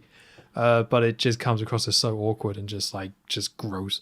And I don't mind so much Bond kind of chatting out women and then falling for him quick. That stuff, maybe not great, but I don't mind that too much. These side characters that are just kind of like, oh, James or whatever, like that stuff's fine. But when you kind of take a character like Pussy Galore, despite her absurd name, and set her up to be one way and then have it play out this way, it's just like, no. Like, I think Bond can be a womanizer without having to kind of do this stuff. And it's just kind of a shame. It's just something you just kind of have to put up with. I'm assuming people who really love this film and think it's like their favorite in the franchise just kind of gloss over it. Yeah. But again, I don't see how you can gloss over it because it's integral to the film. The whole end bit doesn't play out the way it's meant to if this doesn't happen. So yeah, it's just a shame from every angle. That's another reason why I don't like it as well. Is yeah, as you say, it is integral, and I don't like that plot where this goes. In full stop. But anyway, at least after this, you get another good score. You get, I don't know what the piece is called, but it's the attack on Fort Knox theme. So good. Honestly, kind of makes up for what is, I don't know, quite a not very interesting, really, but the music really sells this. Yes, so we now get to the plan. Like, it's all been explained, it's all been set up. Yeah. We see Pussy Galore's flying circus fly over Fort Knox. Lots of shots of the planes and things like that, and they drop the gas. And as they go over, the gas drops, and we see the army men, or the US Army, all fall over. It's one of those where it's kind of brilliant how they do it, because when you first see it, you're like, that seems very fake. Because you see the planes go over and just instantly all these army men collapse. And you're like, well, that's not how gas works, right? Surely not. And especially because they all do it in sync and things like that. We get lots of shots of army people falling down. But they do eventually kind of explain that. And I do quite like how we get this imagery of just all these army men on the floor supposedly dead, because earlier in the film Bond explains to Goldfinger, oh, you're not knocking out these people with this gas, you're going to kill them. And Goldfinger's like, that's got to break a few eggs to make an omelette. I was so ready to just tear this film apart because I actually forgot about the little twist at the end, and I was like about to write, this is so stupid. I mean, you can see them bracing themselves as they're about to fall down. That wouldn't happen. But as you say, there is a reason for that. I still think it could have, like, I can appreciate the sort of wink at the audience in that if you were to rewatch it again, you'd be like, oh yeah, the signs were there. But I am also still just a bit annoyed by it as well. I don't know. I think it's still kind of stupid. Yeah, it definitely is. But I like the imagery of all the collapsed army people on the ground that you're supposed to think is dead. It's I use the word striking perhaps too much, but seeing the Goldfinger and all that, or Oddjob, I should say, and the trucks go through this scene where it's supposed to be this big US Army base, but they're all just collapsed on the ground. I think that looks pretty cool. I thought that was quite neat. And we also see Felix in his car as well. There's like a really dramatic zoom straight towards Felix. So now that everyone has been killed, wink, wink, all the trucks come through. They get to a gate. They spoke about the gate before, and I don't really get why, because the American gangster was like, what are you going to do about this gate, see? And he's like, I'll just blow it up. So now this is the scene where they just find a gate and they just blow it up. Kind of flimsy gate, if you ask me. Yeah, they just got some plastic explosives and there it goes. So, okay, cool. Neat. Why is it Easy. electrified? But doesn't matter. It's down. Yeah, so this is all about the execution of the plan that we have heard. And so far, everything is going amazing for them. They've they've killed everyone. They've blown up the gate. We then see the laser again to open the door, which is the nice callback where we see that laser, but we're like, well, why does he have a laser? But now we see this laser was specifically designed so they could open up the door to Fort Knox. So I thought that was a really neat callback. Why the lasers in Switzerland? I don't know. That's a different conversation. You would just make it in America, wouldn't you? But I don't know. That's a good point. Yeah, not sure about that. But it's still nice. It's still a nice callback to, oh, there's that laser now actually being used. And then Goldfinger lands in the helicopter. His helicopter lands. He gets out. He's wearing another... What outfit is he's wearing? It's something odd. I don't. It's just like a coat, isn't it? I don't remember it being too odd. Oh, fair enough. Maybe it's just because of all the other odd stuff he's worn throughout the film. I mean, that first shot of him in those shorts. Whew. Well, there you go. Yeah, you talk about sex appeal. There you go. Yeah. Oh, yeah. I want the calendar. Jill who? Pussy who? So they open up the vault and then they set up the bomb because the whole point is that there's this dirty bomb that they're going to irradiate to gold. So that all gets set up. And as that happens, we then cut to Felix waking up and everyone else also waking up because it turns out they're all faking it. Wow. And we don't know why, but for some reason they were all faking it and they're all now up and about, ready to go. Yeah, they're not all zombies. Don't worry about that. Oh, yeah, that would have been cool. Right? That would have been a very different film, or the ending anyway. That did throw me. As I say, I completely forgot that this was the little twist that they actually faked that death bit. And I was kind of pleased because, as I say, I was angry up to that point. Like, well, why do they fall down so stupidly? I got to say, I mean, it's like there's still a lot of things that I don't like about this, but... especially how it came to be that they could do this. That's what I hate the most. But yeah, they're all there. They're all ready to try and counter. I say counter. I mean, they're already in the Fort Knox by the time they all wake up again. But yeah, you end up with lots of army guys shooting, and then you sort of get the bad guys versus the good guys to an extent. Just a lot of shooting and a lot of craziness once again.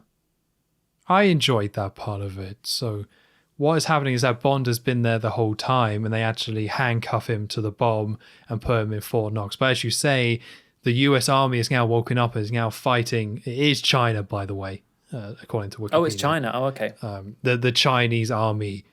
And I think that works really well. It's a template we see time and time again with the Bond franchise, where it's Bond trying to save the day while a big fight is taking place. So we've seen it a lot. But I still think it's quite cool, especially when it's like the US Army trying to storm its own place with Fort Knox. I thought that was quite neat. You don't see anything too technical in terms of the fight or things like that. It's just people kind of running and shooting at each other. But it's the first time we're seeing this format, and to be honest, I quite enjoyed it. I thought it worked quite well here. I think for me, it was just, I mean, it makes sense being the third film. It just felt a little bit, I don't know, small, ironically, for being where it is and what was actually meant to be happening. As you say, an attack on Fort Knox. And it just didn't really have the gravity to me, but that could just well be because, yeah, early on they didn't quite master these big fight scenes. And then, yeah, but as you say, Bond is handcuffed to the dirty bomb, as they say, and is taken down into the vault. I will say, I really did like the set of Fort Knox.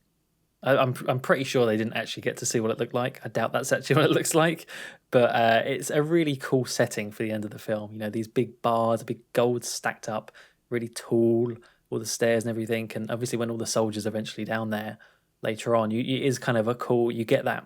It is almost like the Bond villain lair, with the big shootout at the end. And that bit I did like. So, yeah, good job, Ken Adam.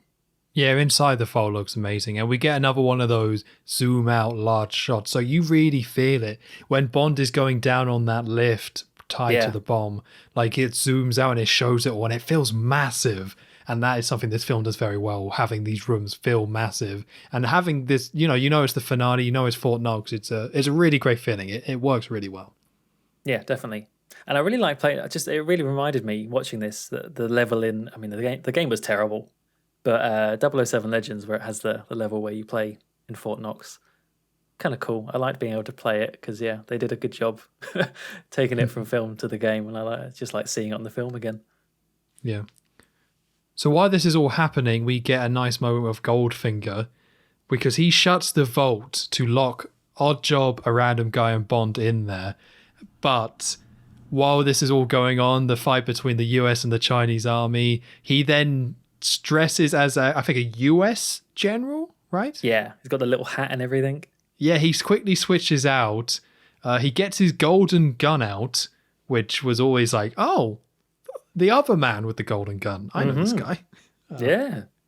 And then we have him shoot the Chinese guy he was with to trick the US army into thinking he's one of them.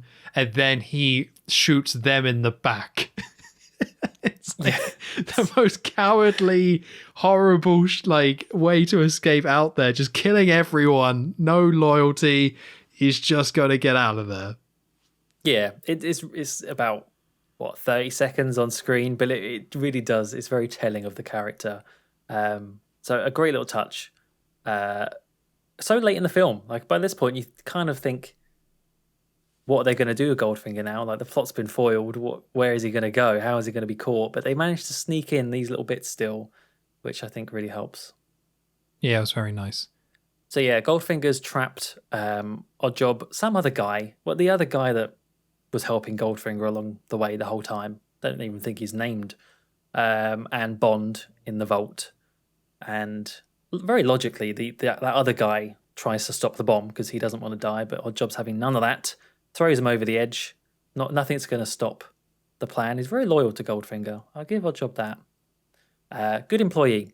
But Bond's down at the bottom and kind of sees this, as an opportunity now to try and stop the bomb himself. Then you get this scene with Bond at the bottom, Goldfinger at the top.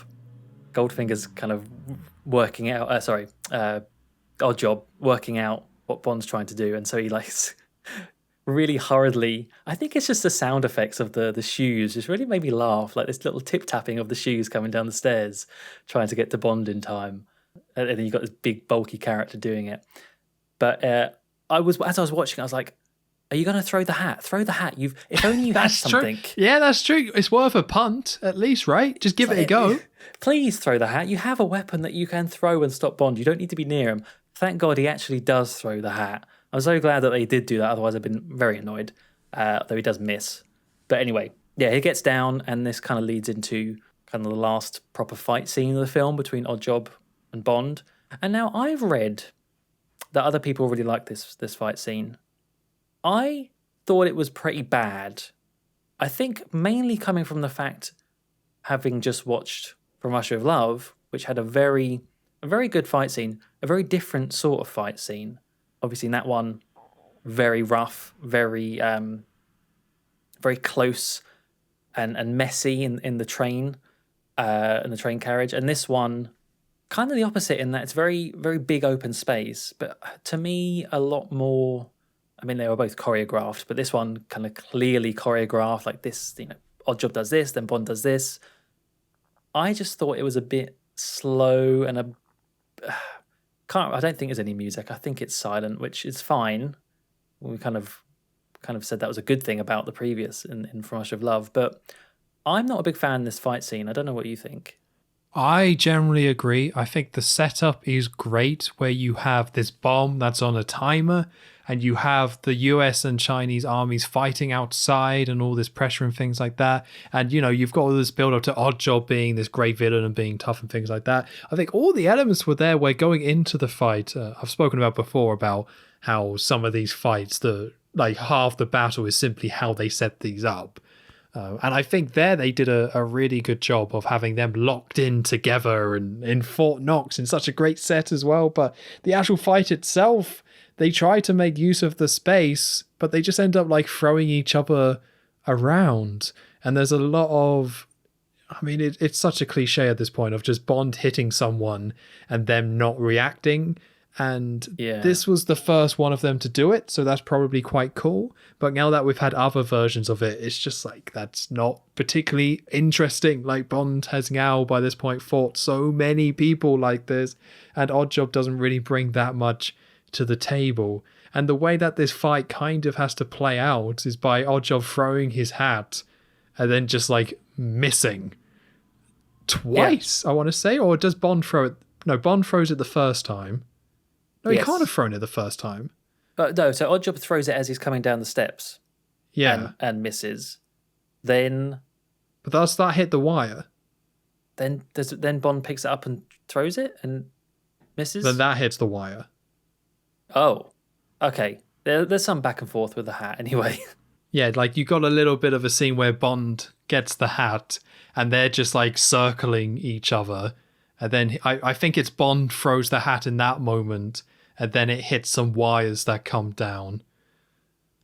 And then eventually... No, that can't be it. What? How does this scene work? No, because Bond... Doesn't Bond throw the hat and that's how it gets wedged in the bars? Yes, because he tricks him, because he, I think it's never said, but I think it's implied that he kind of somewhat did that intentionally. Oh, okay. I think you might be giving Bond a bit too much credit there, but that's all right. Yeah. Oh, maybe. I thought he saw the wires. I don't think it's spelled out or anything, but I thought the idea is that he saw those wires there. So he knew that there was metal and he knew Oddjob would go for it. So he threw it intentionally there to make him turn around so he could then grab the pipe and electrocute him. Yeah. It's, as I said, not a great fight to me, but I did say good death. I like the way that he gets rid of Oddjob. It's cool, can't beat a good electrocution. Lots of lights, lots of smoke. I did always find it funny how quickly Oddjob his reaction is to when Bond has the hat. It's he suddenly gets very scared. It's just this almighty hat. Nothing else has stopped Oddjob, but as soon as someone else has his hat, danger. It's just really made me laugh. But yeah, he does get electrocuted. I've had a thought, actually. Do you think because the very opening of the film has someone be shocked and killed, and he says shocking, positively shocking. Do you think that was to parallel Oddjob's death? Ooh.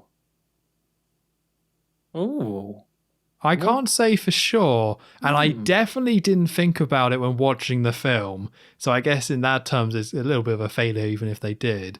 But this is the second time this has happened, and it kind of ends off the film to a certain degree. And he doesn't say a line.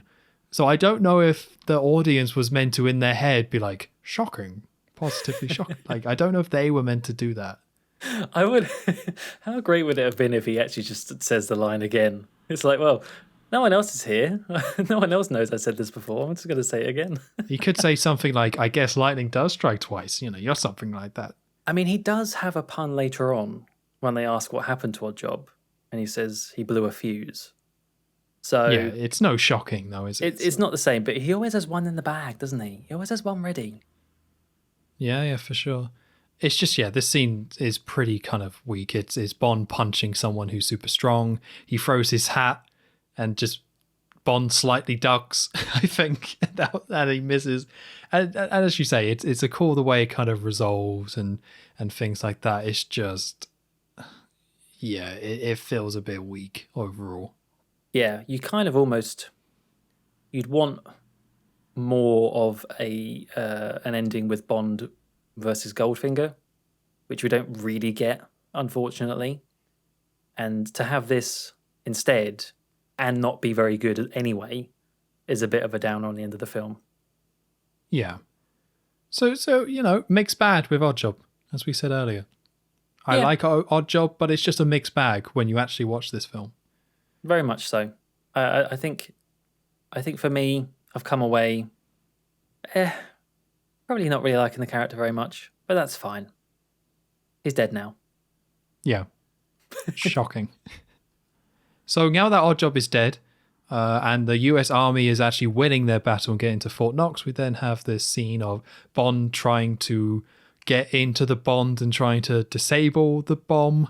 I think I just said Bond there. That's not right. Bond trying to disable the bomb. There we go. There you go. And then he forces the case open. He's looking at it, and it's just like, I don't know what I'm looking at. I quite like his just pure confusion, just touching everything, trying to pull a little wire. No, that doesn't just work. Slightly touching stuff because he doesn't want to do anything. And then it's ticking down. And again, I don't think we get any sweaty Sean, which is not great. If there was any time for a sweaty Sean, that would be it. Come on. What they should have done is have him sweat and then the water diffuses the bomb. That would have been good. The salt in the sweat reacts in some way. Yeah, and it just corrodes like the right wire. I think you should get onto I can't remember the names of whoever writes the Bond scripts now. You need to find their contact details, Tom.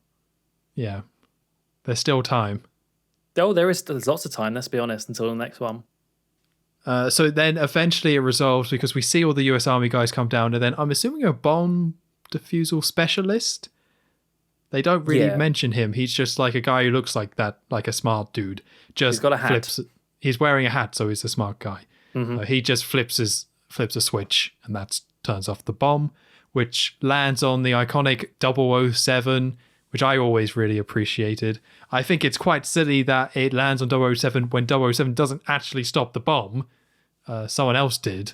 So I don't know if he has a call number associated to him, but really it wasn't Bond that actually stopped it. And also, on that note, if you notice one of the lines, I think straight afterwards, Bond says something like, 3 more ticks, and Goldfinger would have hit the jackpot, or something along those lines. I think that's one of those things that they actually changed afterwards. They thought, actually, 007 would be a cooler one to end on. So it doesn't really quite match up if you think about it, but yeah, just a little note that I caught. Yeah, that you don't see that. They kind of just cut to it independently, just 007 on the bomb. Yeah. And that's it. Day saved. Great job, everyone. It's here where everyone's kind of patting themselves on the back. We find out that Pussy Galore, due to the fact that Bond seduced her, switched the gas canisters to be non-lethal, which is why all the army was able to fake it. And also at the same time told the US, like, hey, this is what's going to happen tomorrow, which is what makes that seduction so key and critical, and also quite sad that they just did a terrible job with it. Well, I'm trying to work out, is it a bad thing that it wasn't shown? Because my first impression was, oh, that sucks. Like, that's such a crucial thing, and it was just an off-camera, like, we're just learning about it now. But then I'm like, well, actually, yeah, that's kind of the point, because it's a twist, and we're meant to find out at the same time. I'm in two minds about it, because on one hand, I do like the twist of it, but I just don't like that. Yeah, it was meant to happen in that scene. I just don't really think there was enough between Bond and Pussy Galore. I mean, there was, but I'm very conflicted with this. I'm leaning towards not liking it, but at this point, I don't really care either. So, yeah, I would lean on not liking it, but like you say, I like the idea of this playing out in this way, where we get the scene where everything is going right for Goldfinger, and then it suddenly turns around and the US are actually in on it, and you know, there's something we don't know, and it changes how this plays out. I think that could be quite cool because you're not too sure what's going on. I just think with the way Goldfinger as a film has played out, your patience is just kind of like not there. Like if you were more into the film and things like that, or if we were more into the film, you would kind of be like, oh, that's a nice little reveal, a nice little twist there. But yeah, I think it was lack of patience at this point, which is why I would generally say, yeah, actually, no, thank you. That's dumb. It really is lack of patience because we're probably about. I mean, if you exclude credits, I think at this point we might be about 5 minutes from the end of the film, and yeah, we're learning about this. That's fine. That's great. There's still Goldfinger to deal with though, so he's still out there. Yeah, they stop the bomb. Bond's off to go see the president for some sort of commendation, I'm sure, and into the plane. Is Pussy Galore in the plane? Oh yeah, she's flying. She's the obviously. pilot. Of course she is. She's the pilot. And it's all looking like it's just swell. Who I just love that I love that. Oh no, Goldfinger's on the plane. He comes from behind this little curtain. It's just like with his gun. Just this little curtain. Little things. Yeah, Goldfinger somehow snuck aboard this plane. Sort of, you get some shots of what I presume are the actual crew being tied up, and he's managed to sneak on. And I can't really even say much about this literally last 3 minutes of the film, where they just have to get rid of Goldfinger. I think he maybe has like 2 lines before it ends up in a bit of a tussle with a gun on board a plane, which was set up quite nicely with Bond and Pussy Galore earlier, because the gun gets shot and decompression. Out the window he goes in a very. It's great. It's great. It's so bad it's good sort of thing. But yeah, he gets sucked out the window. Some great facial expressions. If you like freeze frame on his face as he's getting pulled out, which I did, and yeah, that's it. That's him gone. It really is just like shockingly fast how quickly they get rid of him. Yeah, I liked it though. It's nice that they didn't have a big long sequence after the Fort Knox one, which we kind of complained a little bit about the pacing from Russia with Love last time. So this one feels potentially an overcorrection, but again, at this point in the film, you just kind of need that wrapped up, and you get this kind of nice moment of Goldfinger having quite a memorable death and also quite a humiliating death, which feels very appropriate for the character. I think they did a great job in terms of balancing those two, something you kind of that sticks with you, but also like, yes, it makes sense that Goldfinger would kind of die in this fashion, getting sucked out of his own plane because he was stupid enough to fire off a gun and then just thrown out of it. So I really liked it. As brief as it was, I thought it was a really solid way of kind of ending his character. Yeah, definitely not the most graceful of exits. I just wish, I don't know, to me, I just wish that the film was better paced in that we didn't have to have this Rashomon ending. I think we've had so much time spent with Bond and Goldfinger, and I think there could have been more use for that at the end.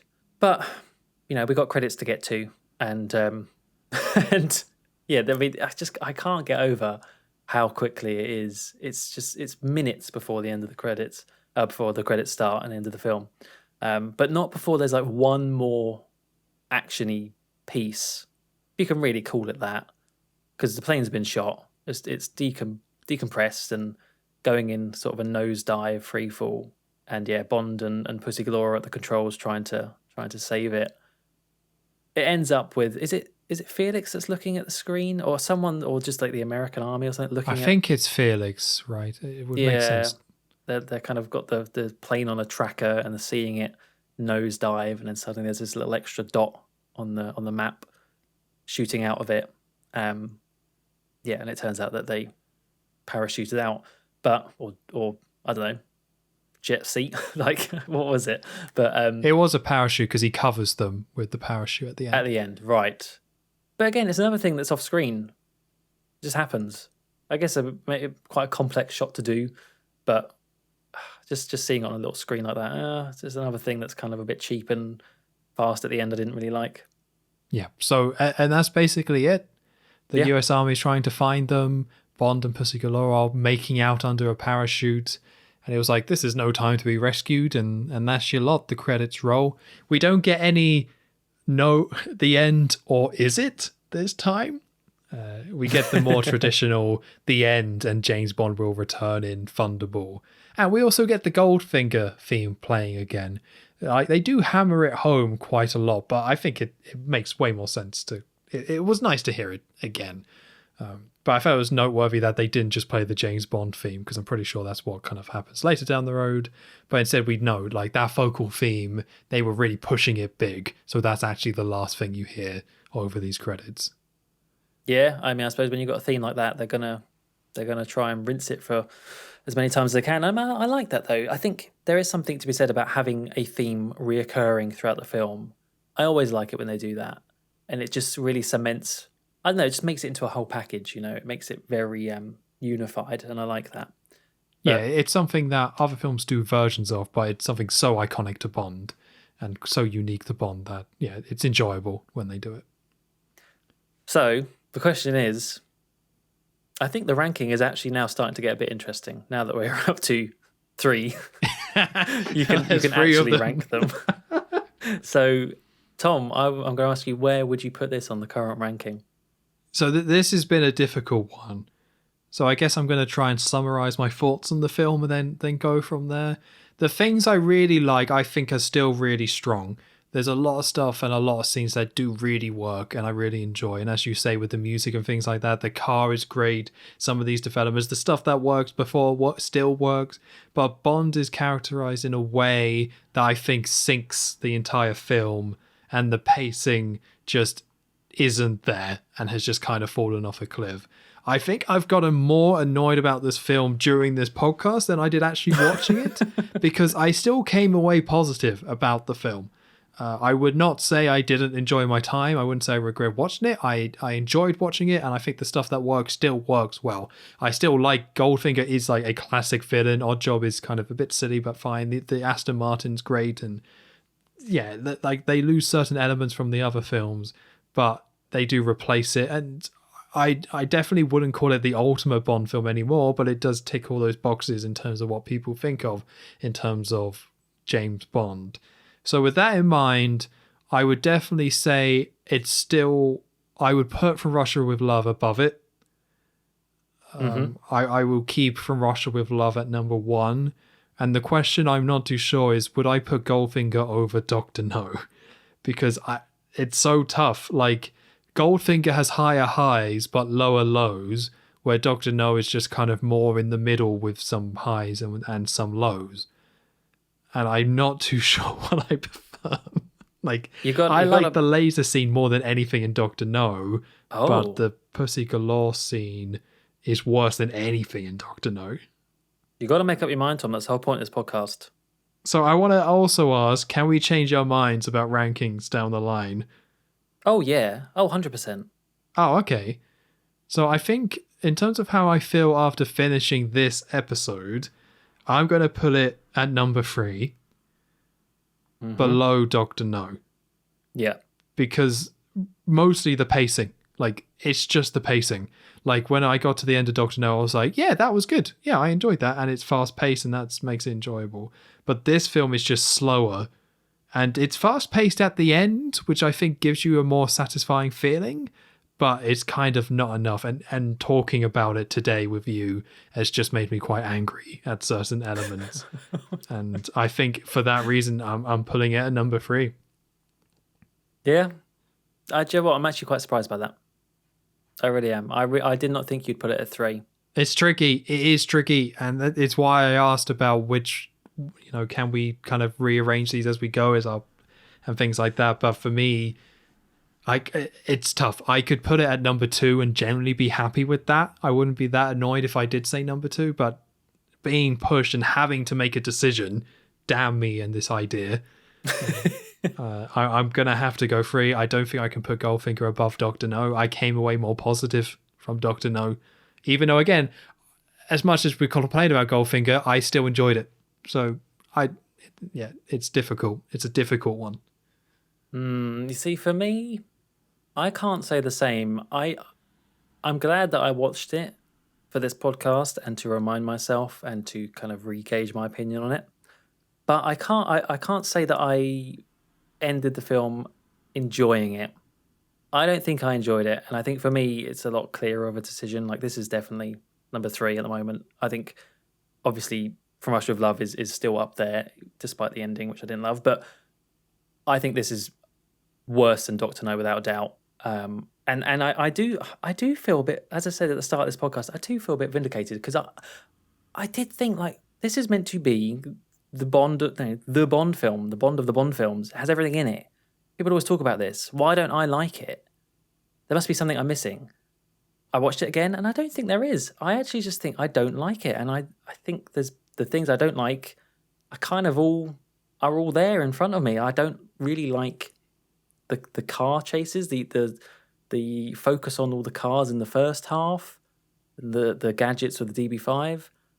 I don't like you mentioned the Pussy Galore, where that goes. I just think it's kind of a waste of a character. And I really don't like the whole element that Guy Hamilton brought in. I'm blaming him. I can only assume it's related to him wanting to change the character. I don't like the decision of making Bond kind of captured halfway through the film. As logical as it may be in terms of the plot, I just think as a filmmaking decision, I didn't enjoy what that meant. I didn't really think Bond did enough in the film, frankly. I think it was very just going through the motions and watching things happening around him. As you said, pacing, really bad. I will say, I've got to give it some positives, and I think, kind of mentioned before, the music. The music, I think, by far is one of the best things about this. I love the music, and I love the score for it. You know, proper John Barry in his prime. And also, Goldfinger himself, I think, is actually quite a good character. Maybe a little bit mishandled here and there, but overall, I do like the character of Goldfinger. So yeah, for me, definitely at number 3. Okay, well, there we go. I guess that means our list is still in sync for the time being. At the moment, yeah. But I would kind of say is that I think Goldfinger holds up higher for me than you in the long run. Because I still think the good stuff is really good. I think it's just an uneven film, and it's just a bit conflicted and just isn't as strong overall as the other two, or definitely not From Russia with Love, but I still took away positives from it. So I think for me it will hold up higher than it will for yourself. I think you're right. Although, having said that, the next one we are looking at is, of course, Thunderball. And I put that, what was it, number 4? Am I worst 5? Yeah, it was in your worst. Yeah. So, I don't know what's going to happen next time. Who knows? Yeah, will you like Thunderball more than Goldfinger? I think I might. Just saying that now, I think I might, which really is going to surprise me. Yeah, I barely remember it, so I guess we'll see. Yeah, I guess we will. So, thank you very much for listening. You have been listening to episode 3 of the Bond Revisited podcast. The Bond Revisited podcast will return next week with Thunderball.